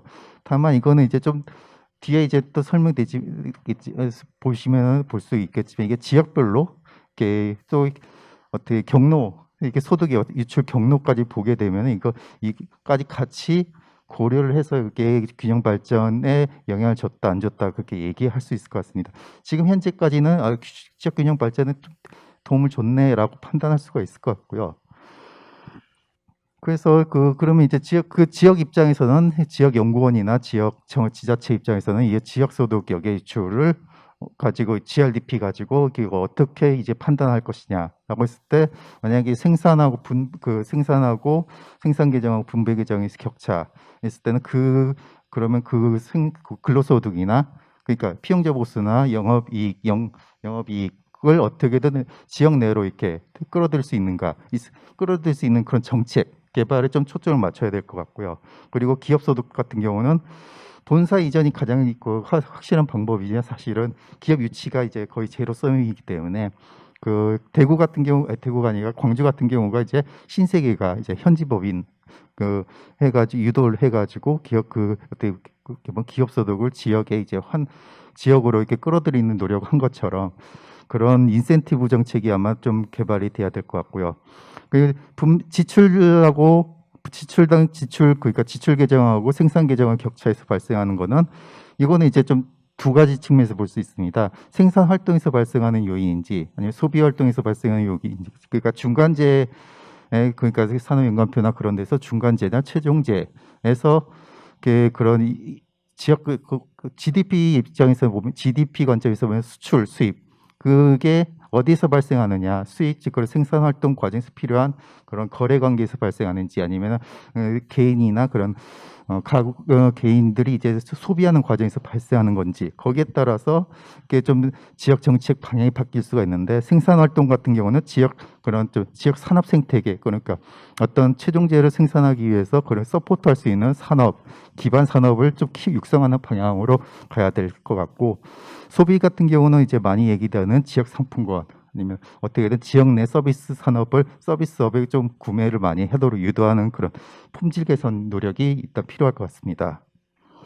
그래서 여기 전라북도는 이제 간단하게 제가 이제 전북연구원에 있다 보니까 전라북도 입장에서 일단 좀 얘기를 했는데 사실 전라북도는 그렇게 역외 유출 규모는 크진 않습니다. 역외 유출이 발생하는 지역 중에서 가장 낮은 한 1조 정도 가장 많은 데가 이제 충남이나 전남 같은 경우 거의 23조 정도 이제 유출되고 있는데 전라북도는 1조 정도밖에 되지 않으니까 어떻게 보면 소득 유출 문제는 그렇게 크지 않네라고 하는데 이제 그렇다면 이제 여기 양적 임금 부분만 봤을 때는 문제가 별로 없을 것 같은데 이게 그러면 이게 유출이 왜 발생하느냐 그 원인 분석을 좀 하려고 했는데 이게 현재 통계 그러니까 지역소득 통계청의 지역소득 통계에서는 그걸 좀 잡아내기 힘듭니다. 이게 근로소득 그러니까 그런 영업 피용자 보수에서 발생하는지 격차에서 발생하는지 영업이익에서 발생하는지 그런 것들을 좀 간접 지표로 일단 하는 게 이제 좀 뒤에 있는데 일단 여기 전체 GRDP랑 GRNI 가지고는 일단 전라북도가 별로 이렇게 여계 소득 유출에 크게 문제는 없다라고 판단됩니다만 이제 1인당 그거 뭐 앞에 김은식 박사님께서 얘기는 했지만 1인당 GRDP랑 1인당 GRNI 가지고 이제 비교를 했습니다. 근데 이제 여기서 좀 재미있는 거는 충남이나 이렇게 울산 그 역외 유출이 많이 발생하는 지역들을 보면 1인당 물론 이거 종사자로 나눠야 써야 되겠지만 그냥 1인당 GRDP로 했을 때는 다 높은 지역인데 이게 역외 유출이 좀 발생되면서 충남이나 충북되면서 이렇게 전반적으로 일단 그 소득 그 GRNI 그 격차를 줄이는 역할을 했었고요. 다만 이제 서울 같은 경우는 이제 계속 소득을 이제 그 지역 GRNI를 그 역에 유입이 되는 지역 그리고 경기도도 마찬가지고요. 전라북도 같은 경우는 소득도 생산도 낮은데 거기에 또 소득도 역이 유출이 돼서 그러니까 지금 다른 지역 같은 경우는 생산이 높지만 이제 역의 유출로 인해서 소득이 낮아지지만 전라북도는 생산이 낮은 상황에서 또 소득도 낮으니까 그만큼 나갈 돈이 없어서 이렇게 역의 유출이 적은 거였다라고 이렇게 저희들은 해석하고 있습니다. 그리고 실제로 이렇게 빨간 선으로 봤을 때도 이제 그 오른쪽으로 빨간선 기준은 오른쪽이 역의 유출이 발생하는 지역인데 전라북도 같은 경우는 일단은 소득 유출 이게 문제가 아니라 일단 GRDP를 높이는 정책이 일단 양적 성장 정책이 일단 우선돼야 된다라는 게 이렇게 결론으로 도출되었고요. 그 원인을 일단 좀 기업 소득하고 그런 개인 소득 유출에 따라서 이렇게 분석했을 때 전라북도 같은 경우는 일단 좀 타 지역하고 비했을 때는 이렇게 분공장, 지사, 본사보다는 지사의 지사 비중이 상당히 높아서 타 지역에 비해서 이렇게 기업 소득 발생 유출 비율이 높다라고 저희는 유추할 수가 있습니다. 그리고 실제로 그런 관계를 봤을 때 이게 오른쪽은 GRDP 분의 GRNI 그러니까 점점 그 100%보다 높은 경우 소득 유입이 발생하는 지역이고 그 옆에 이쪽이 X축이 본사 비중인데 점점 이게 어떤 정도 선형 관계에 있습니다. 다만 이제 이 선형에서 점점 멀어질수록 그런 기업 소득 유출보다 다른 요인으로 인해서 여기에 소득 유입이나 유출이 발생하는 지역이라고 볼 수 있는데 일단 전라북도 같은 경우도 딱 이 가운데 섬에 있어서 이렇게 어느 정도 이렇게 전라북도가 이렇게 기업 유출, 소득 유출이 좀 발생하는 지역이라고 판단이 되고요. 그 근로소득 유출을 봤을 때는 이게 통군통합, 이게 광역시도 간에 이제 통군통합 그걸 봤을 때 전라북도는 1,400명 정도가 오히려 이렇게 타 지역에서 이렇게 더 들어와서 이제 일하는 걸로 나와 있는데 다른 지역과 비교했을 때는 그 충남, 충북, 그다음에 경북, 그다음 경남 같은 경우하고 비교했을 때 상당히 규모가 작습니다. 그래서 근로소득 유출 규모는 상대적으로 적지 않을까라고 일단 판단되고 이게 결국 판단됩니다. 자 여기까지는 이제 분석 그래서 저희는 이거를 이렇게 다른 대리 지표로 이렇게 소득 역의 유출을 이 원인이 이럴 것이다. 라고 이렇게 판단을 했지만 사실 이게 GRDP 그런 좀 더 이게 상세 데이터를 이렇게 가지고 이제 분석을 하면은 나올 것 같은데 거기까지는 지금 되지가 않기 때문에 일단 여기 이 정도 선에서 저희가 마무리가 됐고요. 그리고 두 번 유형 사례 2 같이 그러면 재화나 서비스를 순이출 현황을 봤을 때 이거는 지출 계정 가지고 봤습니다. 이렇게 지출 계정에서는 전라북도가 한 10조 정도가 더 유입이 되는 걸로 일단 분석이 됐고 이게 전라북도 GRDP가 20% 정도를 차지를 하고 있고 상당히 이게 분배 지출 계정에서 이렇게 많이 타 지역으로 많이 유출되는 걸로 분석이 됐습니다. 그리고 지역별로 이때 봤을 때 이거는 이제 전라북도뿐만 아니라 타 지역 같은 것 비교를 했을 때도 비교해보면은 이렇게 서울이나 다른 지역은 이제 전체적으로 이렇게 소비 생산 활동이나 생산 활동 중간재 그런 쪽에서의 그런 순이익을 이제 분석하고 소비 활동 이렇게 구분했고 또 해외를 가지고 이렇게 했었는데요. 이제 이거는 일단 현재 통계청 자료에서는 이렇게까지 뽑아내지 못하고 제가 그 한국은행의 2015년 기준 산업연관표에서의 기술 개수, 그러니까 그 기술 생산 산업 간의 기술 개수하고 지출 쪽에서의 그런 개수들을 이제 이용하고 그 다음에 통계청의 전체 기술 지출 계정하고 생산 계정의 총 GRDP, 산업별 GRDP 그걸 이제 행렬로 이제 해가지고 보통 라스 방식 하면은 n by n 정방 행렬로 이렇게 에 대해서만 이제 라스 방식으로 이렇게 추정이 가능한데 저는 이제 좀 G라스 방식이라고 해서 이제 전체 생산하고 지출 쪽 개수들을 다시 새로 추정했을 때 이렇게 나온 결과였고요. 그 결과 생산 활동에서는 이제 경기도가 이제 순이익이 발생하고 그러니까 소비 활동에서는 대구 경북 쪽, 충남 쪽, 광역시 쪽에서 이제 순이익이 발생하고 있는 걸로 나왔습니다. 전라북도 같은 경우는 일단 지금 문제가 되는 게 생산하고 소비, 그러니까 앞에서 그다음에 생산 활동에서의 그런 중간재에서의 이익이 또 순이익이 발생하고 있고 소비 활동에서도 순이익이 발생하고 또 해외 간의 거래에서도 역시 수입이 더 많은 상황에서 GRDP 성장에 악영향을 초래하고 있다 하고 있기 때문에 이걸 어떻게 해결할 것인가라고 보기 전에 또 이제 그럼 어떤 지역으로 또 더 많이 이제 경로가 어디로 이제 발생하느냐라고 했을 때 이거는 이제 지역 어떤 광역 경제권에서 이제 동일 경제권이라고 보면은 순이익이나 그런 거래 관계가 많을 수도 있을 것 같은데 전라북도 같은 경우는 이제 전남하고 서울 그쪽에 이제 생산 활동에서는 전남 쪽하고 전남이익하고 그런 전남하고 충남 이걸 왜 이렇게 봤더니 전라북도가 이제 생산 활동에서 좀 화학산업 그런 플라스틱이나 그런 화학산업들이 이제 최종재 생산이 필요한데 거기에 대한 중간재들이 이제 충남하고 이렇게 전남 광양에서 많이 생산이 되고 있습니다. 그래서 사실 생산 활동에서 거래관 이런 순이익은 사실은 산업 생태계가 완전히 조정되지 않았나 이렇게 좀 힘들고 변경이 힘들 것 같다고 판단이 되지만 이제 소비 활동에서도 이제 보면은 이제 경기도나 서울 이쪽으로 일단 많이 사람들이 그쪽으로 소비하러 많이 간다 이렇게 분석이 됐습니다. 결국은 전라북도 입장에서는 이게 생산 활동 물론 이제 좀 더 이제 더 디테일하게 그럼 생산 활동이 어떤 산업이 더 이런 순이익이 발생하느냐 이런 것까지 더 더 구체적으로 분석하게 되면 좀 더 이제 지역의 산업 정책의 방향성을 이제 잡을 수가 있을 것 같은데 현재는 여기까지 분석이 됐고 여기서 이제 지역에서 이제 할 수 있는 거는 그럼 지역 소비를 지역에 생산된 거를 지역에서 소득으로 소득화하고 그거를 다시 지역에서 소비하도록 하는 방향이 이제 현재는 일단 필요할 것 같다라고 판단이 듭니다. 그래서 이제 저희는 이제 이 각각 생산 분배 과정에서의 근로소득이 유출이 많은 경우, 그다음 기업소득이 유출이 많은 경우, 그다음에 지출 과정에서 재화 및 서비스 순이익이 큰 경우 이렇게 세 가지 경우를 쪼갰을 때 저희가 이런 방향으로 이렇게 좀 정책 방향을 제안을 했었고요. 그리고 좀 저희 사실 전라북도가 또 부족한 게 여러 가지 그럼 지역 소비를 어떻게 내부화하자라고 할 때도 역시 그런 소비 인프라가 많이 부족하기 때문에 이런 부분을 좀 우리가 어떻게든 인프라 개선이 필요할 것 같다라고 일단 제안했고요.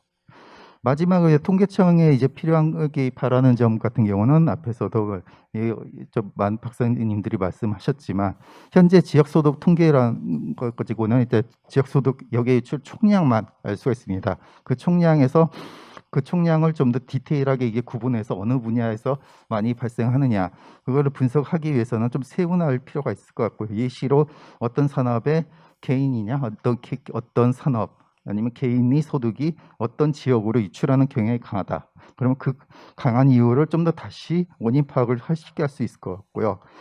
그리고 좀 한국은행의 그게 만약에 산업 간 거래가까지 이제 힘들다. 그게 판단할 경우 좀 그러니까 한국은행의 지역간 산업 연관표를 통해서 조금 이제 구분을 지금 한국은행 그 산업 연관표에서는 기업 소득하고 영업이익령하고 그러니까 생산 계정에서도 영업이익령하고 그 피용자 보수가 이제 구분이 되는데 통계청도 하면 그걸 구분을 해줬으면 좋겠다라는 부분이 좀 제안을 드리는 바입니다. 그리고 이제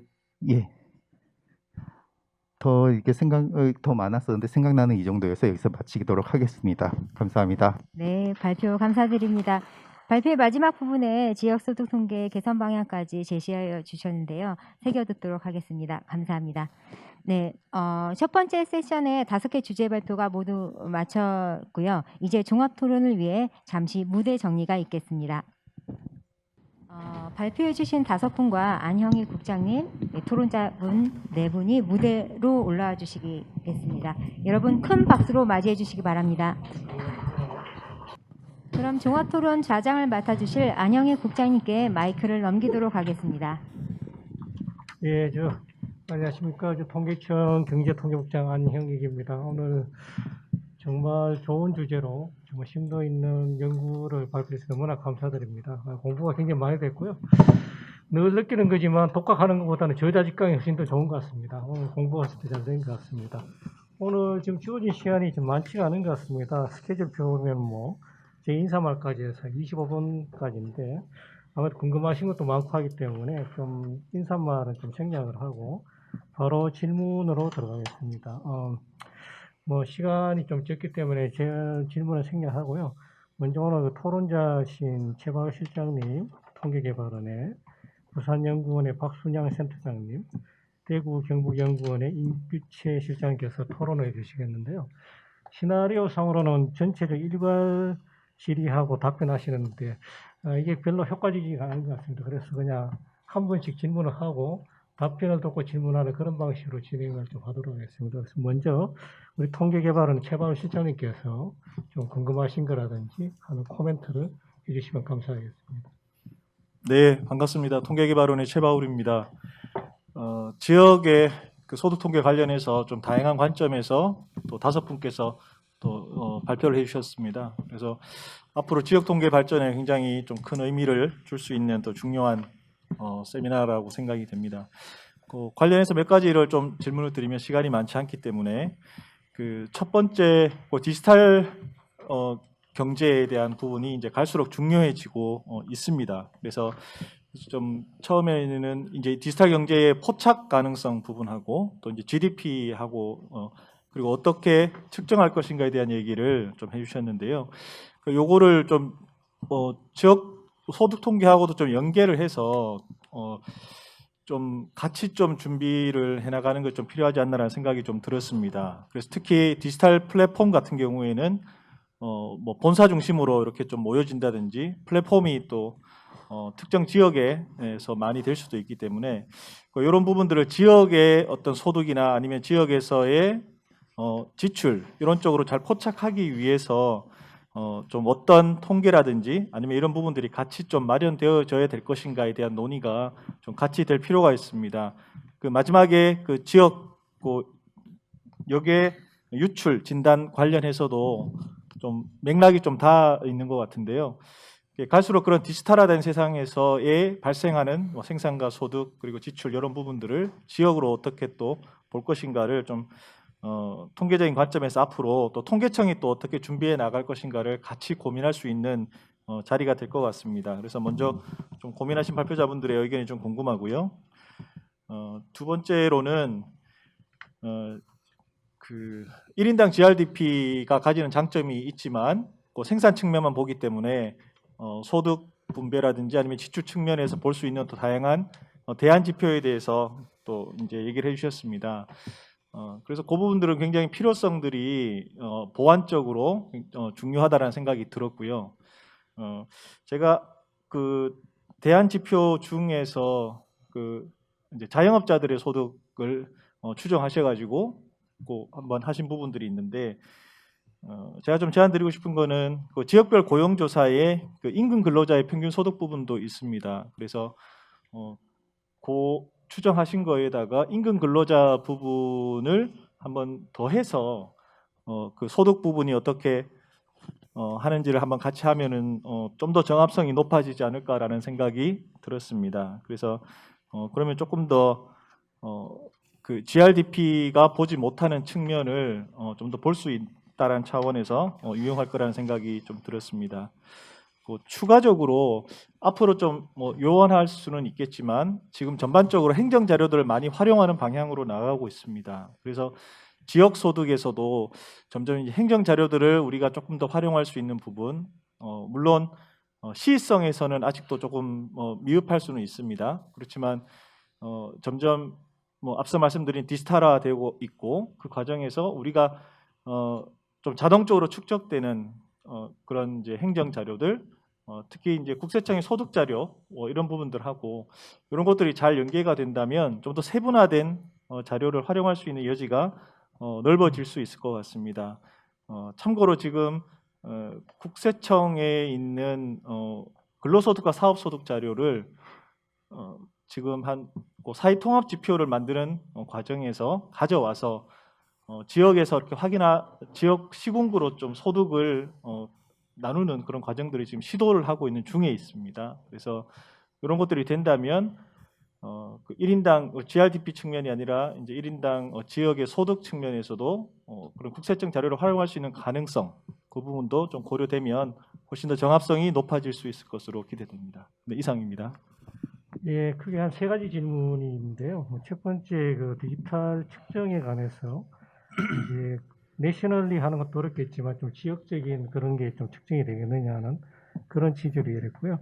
두 번째 1인당 대안지표로서 이제 자영업 소득만 했지만은 어떤 근로자 부분 소득을 좀 더해서 하는 방안이 있지 않겠느냐 하는 그런 질문이셨고, 세 번째는 이제 지역 소득 측정할 때 행정 자료를 좀 더 폭넓게 사용하시는가 하는 질문이 되겠습니다. 첫 번째 디지털 측정에 대해서는 우리 정현주 실장님께서 간단하게 좀 코멘트 해주시면 좋을 것 같고요. 두 번째 1인당 GRDP 대안지표를 이제 조금 더 소득 부분을 더 보완하는 분야에 대해서는 우리 김일숙 연구위원님께서 좀 답변해 주시면 좋을 것 같고, 마지막 행정자료 활용은 뭐 특별한 게 답변이 좀 어렵긴 할 것 같은데, 혹시 임대한 사무관께서 현재 지역 GRDP 할 때 행정자료 얼마나 사용하는지 그런 거를 좀 코멘트 간단히 해주시면은 도움이 될 것 같습니다. 먼저 우리 정현준 실장님 간단하게 코멘트 좀 부탁드리겠습니다. 네, 정현준입니다. 디지털 플랫폼이 이제 대표적으로 디지털 경제가 활성화되면서 이제 새롭게 나타나는 그런 부분들 중에 하나인데요. 사실 디지털 플랫폼 이외에도 그 디지털 도소매든지 뭐 이런 부분들이 생기면은 예전에는 내 사는 동네에서 물건을 사서 썼는데 이제는 온라인으로 사쓰고 이제 어디에 있는 누군지 모르는 사람한테서 물건이 오게 됩니다. 이제 이러면은 그런 부분들은 그 온라인 거래를 누구랑 하는지 누구한테 사왔는지 뭐 이런 부분들과 관련돼 가지고 지역 간 이익 비출이 상당히 큰 규모로 나타날 가능성이 크고, 이런 경우에 뭐 물류센터의 위치든지 본사의 위치든지 뭐 어디서 이제 할 것들인지 이런 부분들을 좀 체계적으로 살펴볼 필요가 있는 것 같습니다. 그리고 또 하나 디지털 플랫폼 관련돼 가지고 지역의 소득과 지출로 이제 잡아야 할 텐데, 사실 플랫폼 같은 경우에는 경기도나 서울에 있을 가능성이 상당히 커 보이고요. 이 부분에서 이제 수수료 수입들이 각각 다 이제 서울 쪽으로 경기도 쪽으로 넘어오게 될 여지들이 상당히 있어 보입니다. 대신 이제 새로 잡히게 되는 민간 임대업자들, 가게의 임대업자들 같은 그런 숙박이나 뭐 공유 관련된 내용들은 그 개별 지역들에서 생산 계정으로 잡힐 것이고요. 이런 부분들을 이제 전통적인 자료나 행정 자료를 통해서 얻기도 하고, 그게 좀 곤란한 경우에는 웹 스크래핑 같은 기법을 통해 가지고 어느 지역에 리스트들이 많이 있냐 뭐 이런 추정 기법을 활용을 하고 있습니다. 캐나다 같은 경우에 지금 지역에 포함을 시키고 있는 것을 봐가지고는 우리나라에서도 이런 부분들을 좀 참고해서 좀 반영할 수 있을 것이라고 생각합니다. 네, 감사합니다. 김일식 위원님 혹시 좀 코멘트. 예, 김우식입니다. 말씀하시면서 답까지 다 말씀을 하셔가지고요. 지역별 고용조사는 제가 지금 오래돼서 잘 기억은 나지 않지만 기본적으로 문제가 됐던 게 그러니까 정책 판단을 위한 자료를 써야 되는데 이게 샘플 데이터다 보니까 좀 고민이 됐었던 것 같아요. 근데 보완 지표로서 말씀하신 대로 자영업자 데이터만 쓰는 것보다는 임금 근로자 데이터 같이 결합하면 괜찮을 것 같고요. 제가 연구하면서 고민을 했던 게 데이터는 다 존재하더라고요. 딱 심플하게 한 군데 가서 물어보면 되는데 거기서 이야기를 안 해주더라고요. 딱 국세청 가서 물어보면 되거든요. 이 지역에서 발생한 피용자 보수가 얼마인지, 그러니까 사업자 사업 소득이 얼마인지만 알면 되는데 제가 할 때도 지방세에만 접근 가능했지 국세에는 접근할 수 없어서 말씀하신 대로 지금 그 작업을 하시다고 하니까 그 데이터들을 결합하면 좀 더 엄밀하게 데이터가 나올 것 같습니다. 이상입니다. 네, 감사합니다. 임대한 사람 잠깐 코멘트 부탁드리겠습니다. 현재 저희 지역소득 이제 추계 시 활용하는 이제 여러 가지 다양한 기초 자료가 있는데 저희가 이제 행정 자료도 굉장히 좀 많은 비중을 차지하고 있습니다. 당연히 이제 국세청 법인세, 부가세 그리고 복식부기 자료, 개인 소득 자료뿐만 아니라 그리고 또 이출 추계할 때 전자세금 계산서까지 저희가 추가로 입수해서 이제 반영을 하고 있고요. 또한 이제 정부, 중앙정부 또 지방정부 결산서, 학계회계 결산서 등 굉장히 많은 저희가 행정 자료를 이용해서 현재 이제 추계를 하고 있습니다. 저희가 이제 여기서 멈추지 않고 이제 저희가 지속적으로 이제 가용 가능한 행정 자료를 이제 발굴하고 있고요. 앞으로도 좀 우리 지역소득 통계 포괄성을 높이기 위해서 그리고 정확성을 좀 더 제고하기 위해서 지속적으로 다양한 행정 자료를 이제 발굴해 나갈 예정입니다.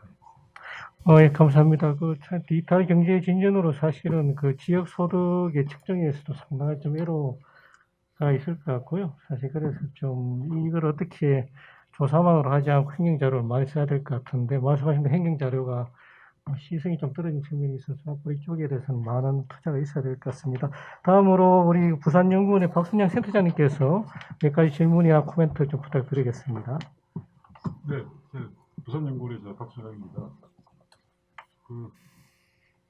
통계청에서 GRDP를 담당하는 국에서 굉장히 바쁘실 텐데도 이런 소중한 모임을 만들기 위해서 대단히 감사하게 생각드립니다. 사실 오늘 핵심은 김광수 차장님께서 말씀을 다 키워드를 하셨다고 생각합니다. 정보 기반 정책이 중요하고 그 다음에 국가균형발전이나 디지털 경제가 중요하다. 뭐 사실 그 지방자치단체에서 그 정책들을 갖다가 많은 정책들을 내고 있는데 그 예산에 소요되는 사업들에 대해서 이제 근거를 많이 요구를 하고 있고 그래서 이 GRDP를 많이 씁니다. 많이 쓰는데 최근에 이제 그 부산 지역에서 그 언론들이 많이 쓰는 용어 중에 하나가 지방소멸입니다. 특히나 이제 그 AI라든지 또는 뭐 디지털 전환, DX라고 하는 게 있는데 워낙 빠른 속도로 일어나고 있기 때문에 특히나 이제 그 코로나 국면에서 그 플랫폼, 쿠팡과 같은 그 플랫폼 기업들이 갖고 있는 그 힘이라고 그럴까요? 그 가능성들이 여지없이 이제 이렇게 드러나고 있기 때문에 그 지역의 그 자영업자들에 대한 그 우려감, 걱정 이런 것도 굉장히 많이 심해졌고 그래서 그 GRDP가 좀 더 지역에서 지역의 문제를 인식하는 데 좀 도움이 되는 방향으로 좀 세분화되었으면 좋겠다라는 생각들을 좀 많이 하고 있습니다. 그래서 먼저 정보통신정책연구원의 그 정유 실장님께서 디지털 경제를 어떻게 이제 이걸 범죄시켜가지고 이게 측정할 것이냐, 굉장히 기술적이고 전문적인 문제이긴 한데 이제 제 입장에서는 이렇게 이제 생각을 하고 말씀을 좀 드리고 싶습니다. 뭐냐면요. 왜 디지털 경제를 이야기하느냐. 이게 성장성이 제일 높기 때문입니다. 만약에 디지털 경제가 성장성이 낮다 그러면 아무도 안 쳐다볼 겁니다. 지금 광업이나 농업처럼. 근데 디지털 경제가 굉장히 성장성이 높고 이게 미래의 산업이고 이게 미래의 산업 구조와 소득 수준을 결정할 것이라는 걸 다 알고 있기 때문에 디지털 경제를 어떻게 측정할 것이냐. 이 문제에 매달리고 있다고 생각을 합니다. 근데 지금 현재 발표하는 GRDP 통계의 그 제조업은 중분류를 좀 이렇게 대농 형식으로 발표를 하고 계시는데 그것만 해도 수도권하고 충청권을 치면 이 ICT 전체의 70% 80% 넘지 않습니까? 이게 넘습니다, 이게. 그 다음에 이제 그 나머지 지역에서 이 ICT 쪽은 과거의 유산이라고 할 수 있는 거의 화석화되고 있는 동력이라고 할 수 있는 풍미공업단지 하나 있거든요. 거의 한 15%될 겁니다. 근데 활력 능력이 떨어져 있죠. 나머지는 뭐 2%, 3% 이렇다는 얘기죠. 그러면은 이게 이 디지털 전환이 점점 가속화 될 때 수도권과 충청권을 제한 나머지 지역들이 과연 그 지역 경제를 제대로 유지할 수 있을 것인가 라는 이 의문들을 항상 가지고 있고, 그래서 이제 뭐 이번 정부에서도 광주 같은 경우가 AI 같은 거 이제 하려고 하고, 또 모든 시도가 전기차 같은 거 하고 싶어 하는 이유가 그것 때문이라는 거죠. 이걸 해야 먹고 산다는 걸 알기 때문에. 근데 그걸 갖다가 이제 통계 자체가 워낙 좀 이렇게 중분류보다 좀 큰 분류로 나오기 때문에 정책을 위반하는 그 자체가 이제 조금 주먹구구식이 될 가능성이 좀 있다라는 겁니다. 그래서 사실 통계청에서 이 지역에서 담당하시는 분들이 인원도 소수에 예산도 적고 요구는 많고, 그래서 굉장히 노력하고 계시고, 더구나 또 속보치를 6개월 앞서서 만드시는 뭐 이런 걸 하고 계신 데 대해서 굉장히 감사를 드립니다만, 조금 더 이제 부탁을 드린다면 이 디지털 경제에 관련해서 이게 어디까지 할 것이냐는 그 전문적인 문제도 있습니다만, 좀 더 실무적으로 이걸 갖다가 좀 중분리해서 조금 뭐 이렇게 좀 더 나눠주시면 어떨까. 이게 그러면은 이 지역에 그 차장님 말씀하셨던 증거 기반 정책을 입안하는데 굉장히 크게 도움이 될 것이다. 예, 그 말씀을 한번 드리고 싶습니다. 그 다음에 이제 그 산업연구원의 이용호 박사님께서 이제 이 GRDP 이제 부가치 이제 그 전망에 대해서 말씀하셨는데, 사실 이용호 박사님은 뭐 고용정보원에서 이게 좀 영역도 하시고, 그래서 장기 성장 전망치도 하시는 걸 알고 있습니다. 알고 있는데, 저희들도 이걸 하고 있는데 사실 참 무리한 일을 하고 있습니다. 솔직히 무리한 일을 하고 있고, 그래서 한국은행 부산본부의 조사팀장이나 이런 분들하고도 한 번씩 만나서 이제 교류를 하는데, 그분들이 절대 이걸 안 하려고 하죠. 세상에서 우리나라에서 가장 그 경제 전망을 잘할 수 있는 집단이 한국은행인데, 한국은행의 각 지역 본부에서 왜 지역 경제 전망치를 발표를 안 할까? 여러 가지 뭐 정치적 고려도 있겠습니다만, 전국을 하는 게 훨씬 쉽다는 겁니다. 전국 경제를 전망하는 게. 이용할 수 있는 데이터가 국도로 제한되어 있기 때문에. 그래서 아까 이용호 박사님께서 말씀하셨습니다만, 사실상 그 전국의 그 산업연구원이 가지고 있는 계량 모형을 가지고 전국치를 만들어내고, 그걸 가지고 어떻게 조정할 수밖에 없는 이 상황이 있다는 거죠. 그래서 저희들도 12월 달 되면은 이걸 부산시에 납품을 합니다. 전망을 해서. 그래서 그 전에 이제 뭐 부산 지역의 교수님들이나 또는 한국은행 부산본부의 분들을 비공식적으로 자문위원으로 해서 한 두세 차례 검토를 하는데, 이제 그분들도 사정을 알기 때문에 뭐 여러 가지 이제 다소 이제 말하자면 정성적인 방법들을 쓸 수밖에 없는 상황입니다. 그래서 이 부분은 당장은 어떻게 할 수 있는 부분은 아니지만, 그래서 아까 김대환 사무관님께서 이 GRDP 공부 시기를 6개월 단축하면 지역 경제 전망에 도움이 될 것이다. 분명히 도움이 되죠. 왜냐하면 지금은 2년치를 전망을 해야 되는데 6개월 앞당겨지면 적어도 1년치만 하면 되니까 그 부담이 하나 좀 줄어들긴 합니다만, 이거는 장기 과제로 한번 각 시도의 연구원하고 뭐 이렇게 한번 공동 작업을 갖다가 한번 추진해 보는 것도 어떨까 이런 생각이 있습니다. 물론 이거 굉장히 정치적으로 부담이 됩니다. 왜 우리 시도는 낫냐 이렇게 이제 이야기가 나오면 이거 참 어려운 문제가 되고, 그렇기 때문에 이거 뭐 공식적으로 이렇게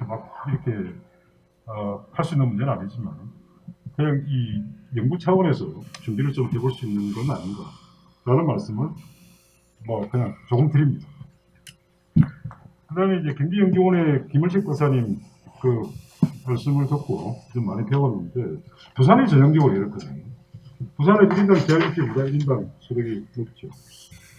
그래서 그 직주 분리가 부산에도 많이 적용을 되고 있고, 그래서 공장들이 많이 여기를 이전하고 경남 지역으로 많이 나갔기 때문에 실제로 나가서 일하는 지역하고 살고 있는 지역하고 틀리기 때문에 이런 문제 발생하고, 특히나 최근에는 이제 그 부산하고 울산에 고속도로가 생기면서 그 울산 지역에 그 고소득 그 근로자들이 말하자면 이 이세 교육을 위해서 해운대 지역으로 많이 이전하면서 이런 문제가 또 이제 발생을 하고 있습니다. 그런 부분에서 많은 공부가 됐습니다. 기술적으로 말씀드린다면 저도 얼마 전에 봤는데 국세청에서 각 시군 구군까지 나온 것 같습니다. 연말 정산 할 때 내 소득이 얼마다라고 신고한 그 금액 통계가 있는 것 같더라고요. 그러니까 근로소득자가 다 연말정산을 하는 건 아니겠지만 상당히 많은 비율이 연말정산을 할 것이고, 그러면 예를 들어 서울의 강남구에서 몇 년도에 연말정산 신청한 사람이 평균이 얼마다, 이게 데이터가 있습니다. 그게 한 5천만 원 정도 됐던 거예요. 그럼 부산의 가장 낮은 구는 한 2천만 원 됩니다. 그래서 그 데이터도 한번 알아보시면 어떨까 생각이 듭니다. 그 다음에 이제 임대한 사원 시키신 것 중에 한 가지 제가 좀 건의를 드리고 싶은 게 뭐냐면,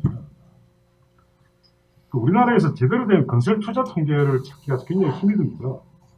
지금 지역에 저희 동남 통계청에서 이제 매월 발표를 하시는데, 건설 투자라는 타이틀을 내걸고 실제로 발표하는 거는 건설 수주거든요. 근데 건설 투자하고 건설 수주는 이게 다른 거다는 거죠. 그래서 물론 건설산업연구원 같은 데서도 건설 투자 이거 데이터를 못 만들어내니까 지역대로 어려운 문제가 있긴 있습니다만, 그래서 보면 한국은행 부산본부 같은 경우는 착공 면적을 또 건설 투자로 발표를 합니다. 그래서 이게 건설 투자의 통계를 만들기 쉽지가 않고, 실제로 좀 건설업 자체가 차지하는 비중이 그렇게 크지 않기 때문에 아주 중요한 문제는 아닙니다만, 이 지역별 건설 투자 이거는 조금 만약에 통계 정확성 우리가 생각한다 그러면 이건 좀 보완할 필요가 있지 않겠나 하는 생각을 듭니다. 그 다음에 이제 전북연구원의 김시혁 부장님 소득 유출 부분은 저도 참 공부를 많이 했습니다. 지역의 시의원들이 이런 데이터를 요구하시는 분들이 한 분 있습니다. 부산에서도 한 20년 전에 지역 소득 유출이라는 게 이슈가 크게 됐었고, 대표적으로 이제 신세계 백화점 같은 게 들어오면 신세계 백화점의 영업이익이 부산에 남지 않고 그게 서울로 빠져나가는 거 아니냐라는 문제 제기는 계속 있었거든요. 그래서 아마 대구는 신세계 백화점이 아마 지역 기업으로 법인으로 등록을 했죠. 그러니까 이제 문제가 그런 의식들이 있는 겁니다. 지역에는 그런 게 있는데, 유형별로 두 가지의 여기 유출을 개념적으로 정리를 하셔가지고, 우리가 흔히 이야기하는 순유출, 거시경제에서 이야기하는 순수출에 해당되는 순유출을 하나 하고, 그 다음에 GDP하고 GRDP하고 그 다음에 GRNI하고 그 차이로 또 지역의 소득 유출을 갖다가 나눠서 이렇게 본 거는 굉장히 제도 공부가 굉장히 많이 됐다고 생각합니다. 그래서 개인적으로 김시혁 박사님한테 굉장히 감사드리고요.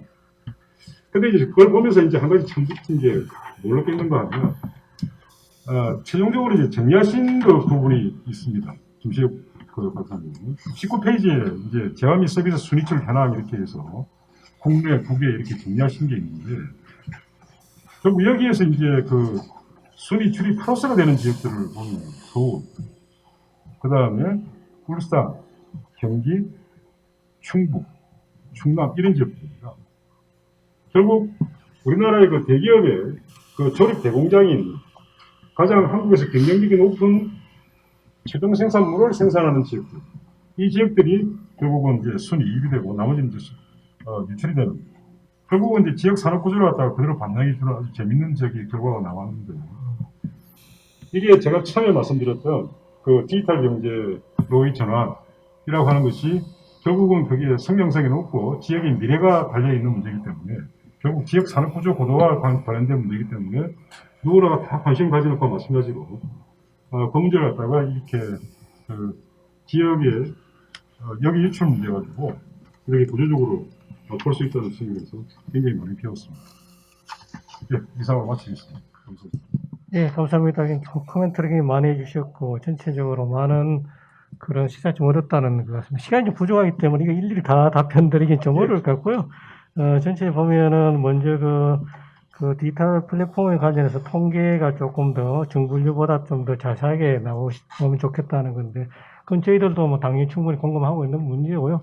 다만 이제, 정확히 다시 짚어주셨지만, 결국에는 이거는 기초 통계하고 전문 인력의 확보라는 조건이 좀 충족돼야 된다 생각을 좀 하고 있습니다. 그래서 앞으로 계속 우리가 추구해야 될 과제로 보고 있고, 두 번째 산업연구원 계량 모델은 아무래도 전국치를 가지고 지방치를 할 수밖에 없는 건데, 요거는 좀 우리 좀 이따가 이용호 위원께 좀 코멘트를, 예를 들어 전국 모델을 지역 모델로 좀 이렇게 쓸 수 있는지에 대해서 좀 코멘트 주면 좋을 것 같고, 집주 분리 문제는 사실 저도 굉장히 공감을 많이 했습니다. 부산 현실에도 맡고 하고, 사실 앞으로 좀 많이 봐야 될 것 같고, 특히 국세청 자료 같은 거 이런 걸 좀 많이 활용하는 것도 저희도 생각을 좀 하고 있습니다. 다만 이제 기존 통계 정합성 문제 그런 게 있어서 저희들이 조금 고민하고 있다는 말씀드리고요.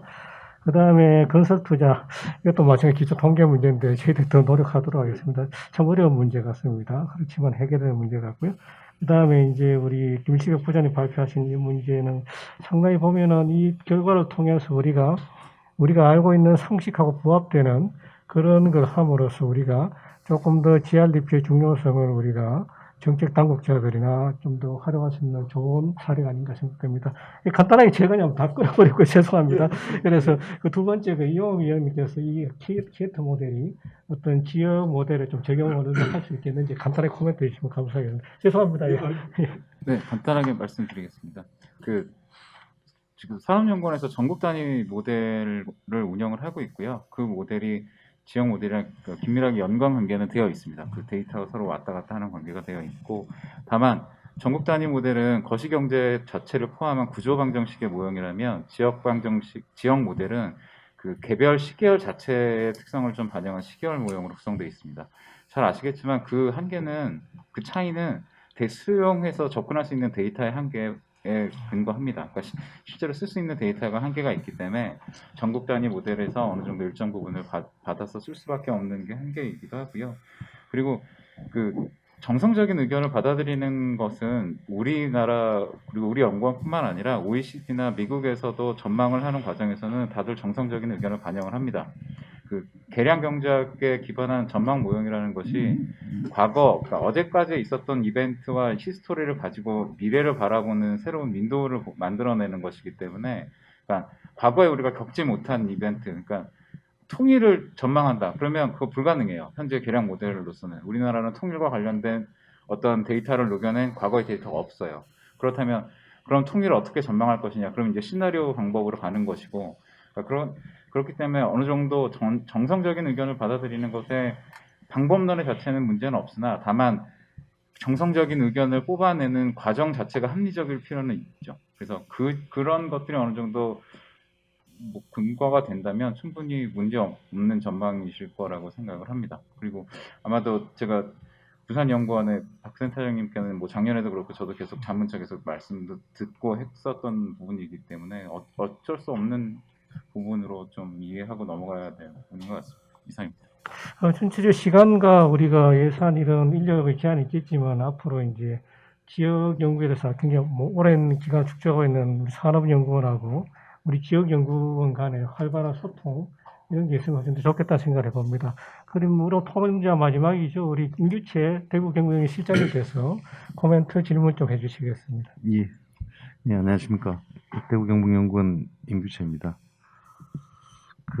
저도 아까 최바울 실장님 말씀하시는데 공감을 하고요. 몇 가지 이제 디지털 경제 측정 관련돼 가지고 말씀을 좀 드리면은 거의 같은 말씀을 드리는 겁니다. 첫 번째는 요번에 최근에 이제 코로나19와 관련돼서 여러 가지 수시로 굉장히 단시간 내에 필요한 통계 데이터 요청이 많았었습니다. 이렇다 보니까 여기에서 요청되는 가장 중요한 게 사실은 빅데이터였거든요.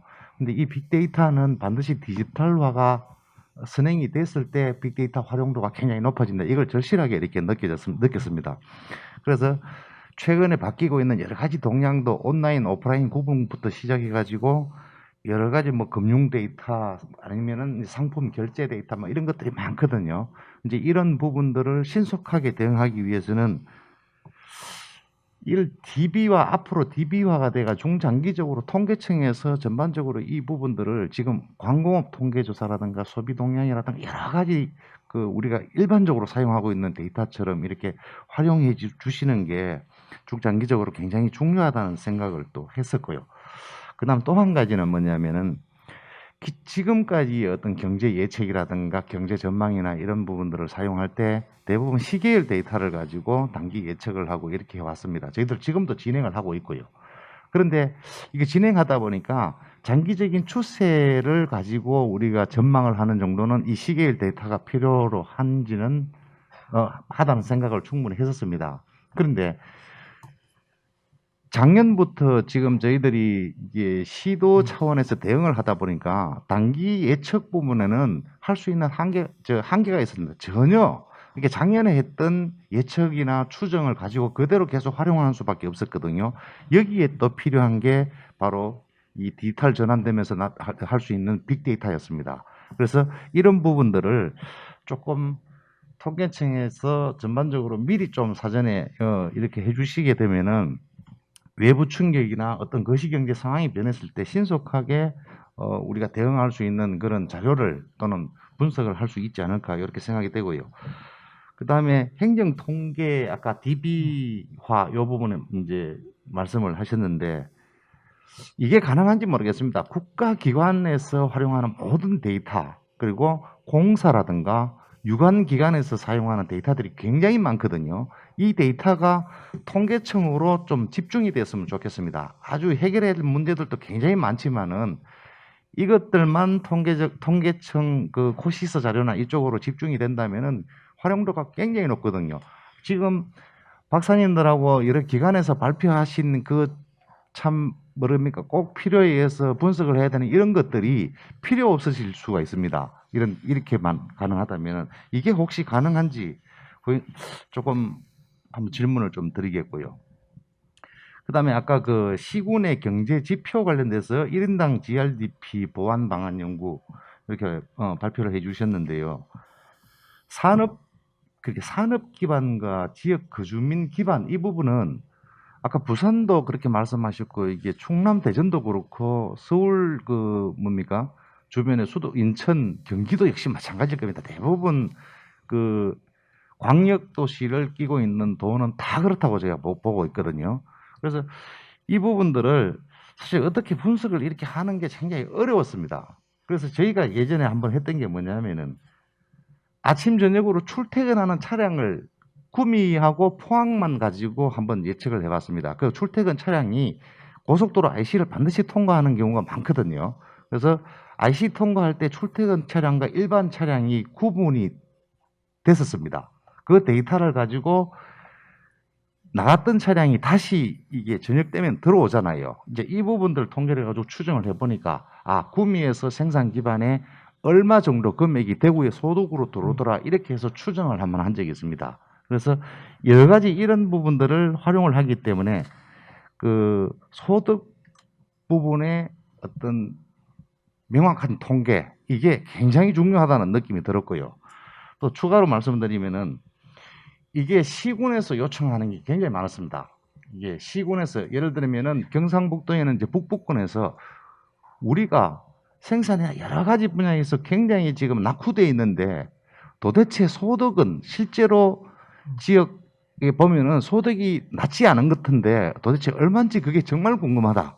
이렇게 해서 저희들한테 요청도 온 적이 있었습니다. 이렇게 추정을 해달라. 근데 뭐 제가 추정할 수가 있겠습니까? 그죠? 그래서 이런 부분들을 통계청에서 조금 해줄 수 있는지 그 부분도 한번 여쭤보겠고요.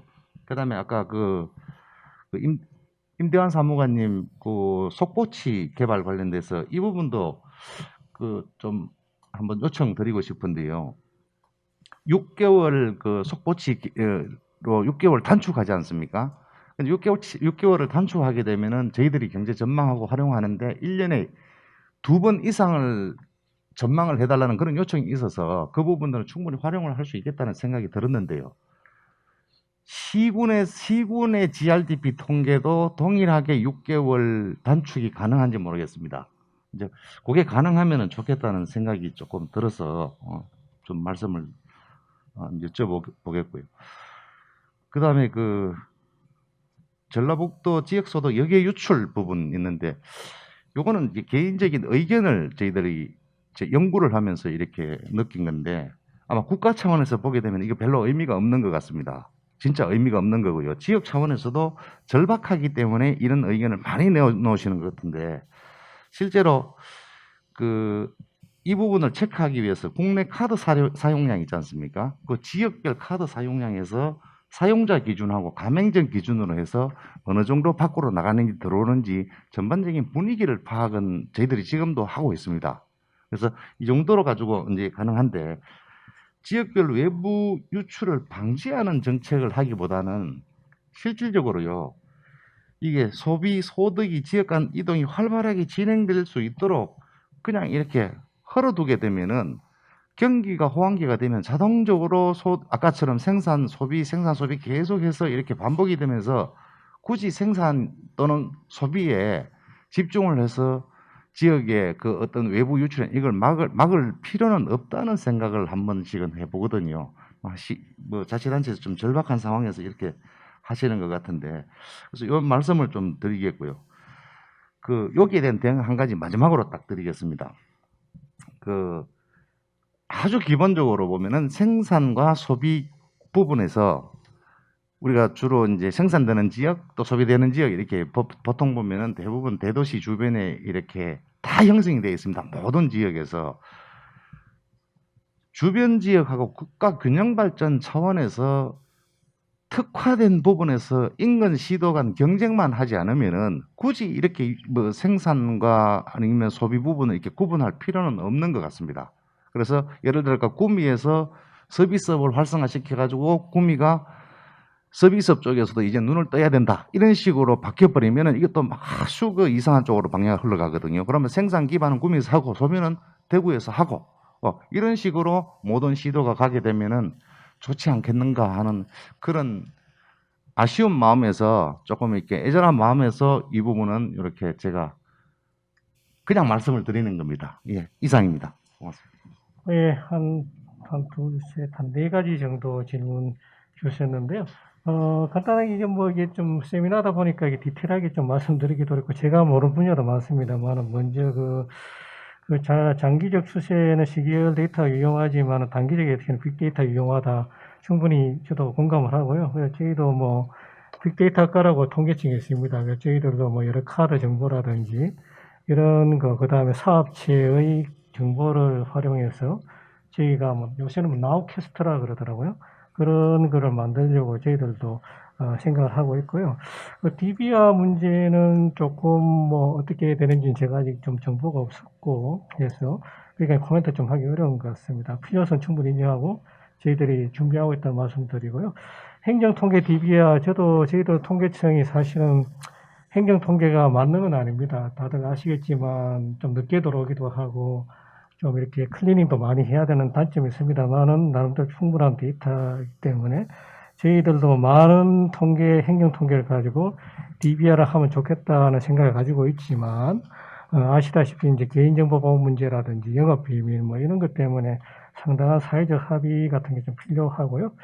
저희들은 그 대안으로서 최근에 저희 통계청에서는 K 통계라 그래갖고 이게 정보 보안 문제하고 데이터 활용성을 동시에 충족하기 위해서 통계 등록부를 기반으로 이제 암호화된 상태에서 통계를 결합할 수 있는 그런 기술을 개발하고 있고요.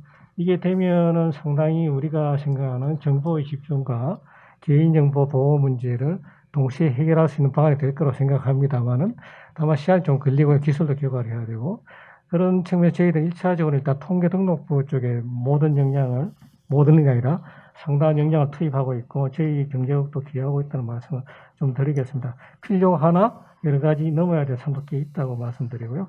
1인당 GRDP는 저도 굉장히 관심 있게 들었습니다만 다들 충분히 공감을 하시는 것 같아요. 그래서 이 소득 부분 통계 이것도 사실 저희들도 행정자도 좀 사용하고 좀 많이 하는데 앞으로 조금 더 많은 부분의 연구가 좀 필요하다는 생각이 좀 듭니다. 저도 궁금하긴 하지만 특히 개인 소득 같은 거는 사실은 수집하기도 아시겠지만 좀 어렵고 또 자영업이나 뭐 이런 건 아직까지 정확성 측면에서도 좀 그런 문제가 있기 때문에 상당한 연구가 좀 필요하다는 말씀을 드리고요.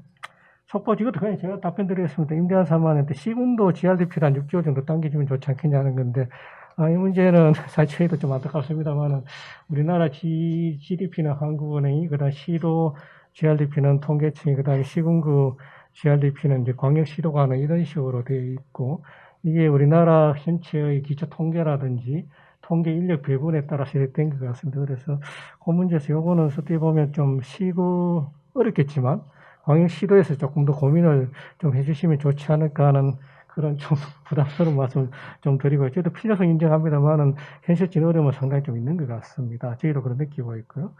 마지막으로 그 전북 우리 연구원님 말씀하신 이것도 상당히 좀 공감을 하고 있고 여러 가지 코멘트인데 이 부분에 대해서는 좀 코멘트를 좀 해주시면 좀 좋을 것 같습니다. 예. 예. 저도 이거 2019년에 했을 때 소득 유출이 결국 지역 문제에서 이렇게 물론 이렇게 처음에 시작점은 이렇게 지역 문제, 경제 소득 유출되니까 뭔가 문제가 있는 거 아닌가라고 접근했었는데 최근에 이제 여러 개 이제 계속 공부를 하다 보니까 이렇게 아까도 그 결론 부분에 나왔습니다만 사실 전라북도는 소득 유출 문제가 그렇게 큰 문제는 아니고 오히려 GRDP를 어떻게든 늘리는 게 그러니까 생산하고 소비 어떻게든 파이를 키우는 게 더 시급한 문제이기 때문에 좀 최근에 사실 이쪽으로는 연구를 안 했었고요.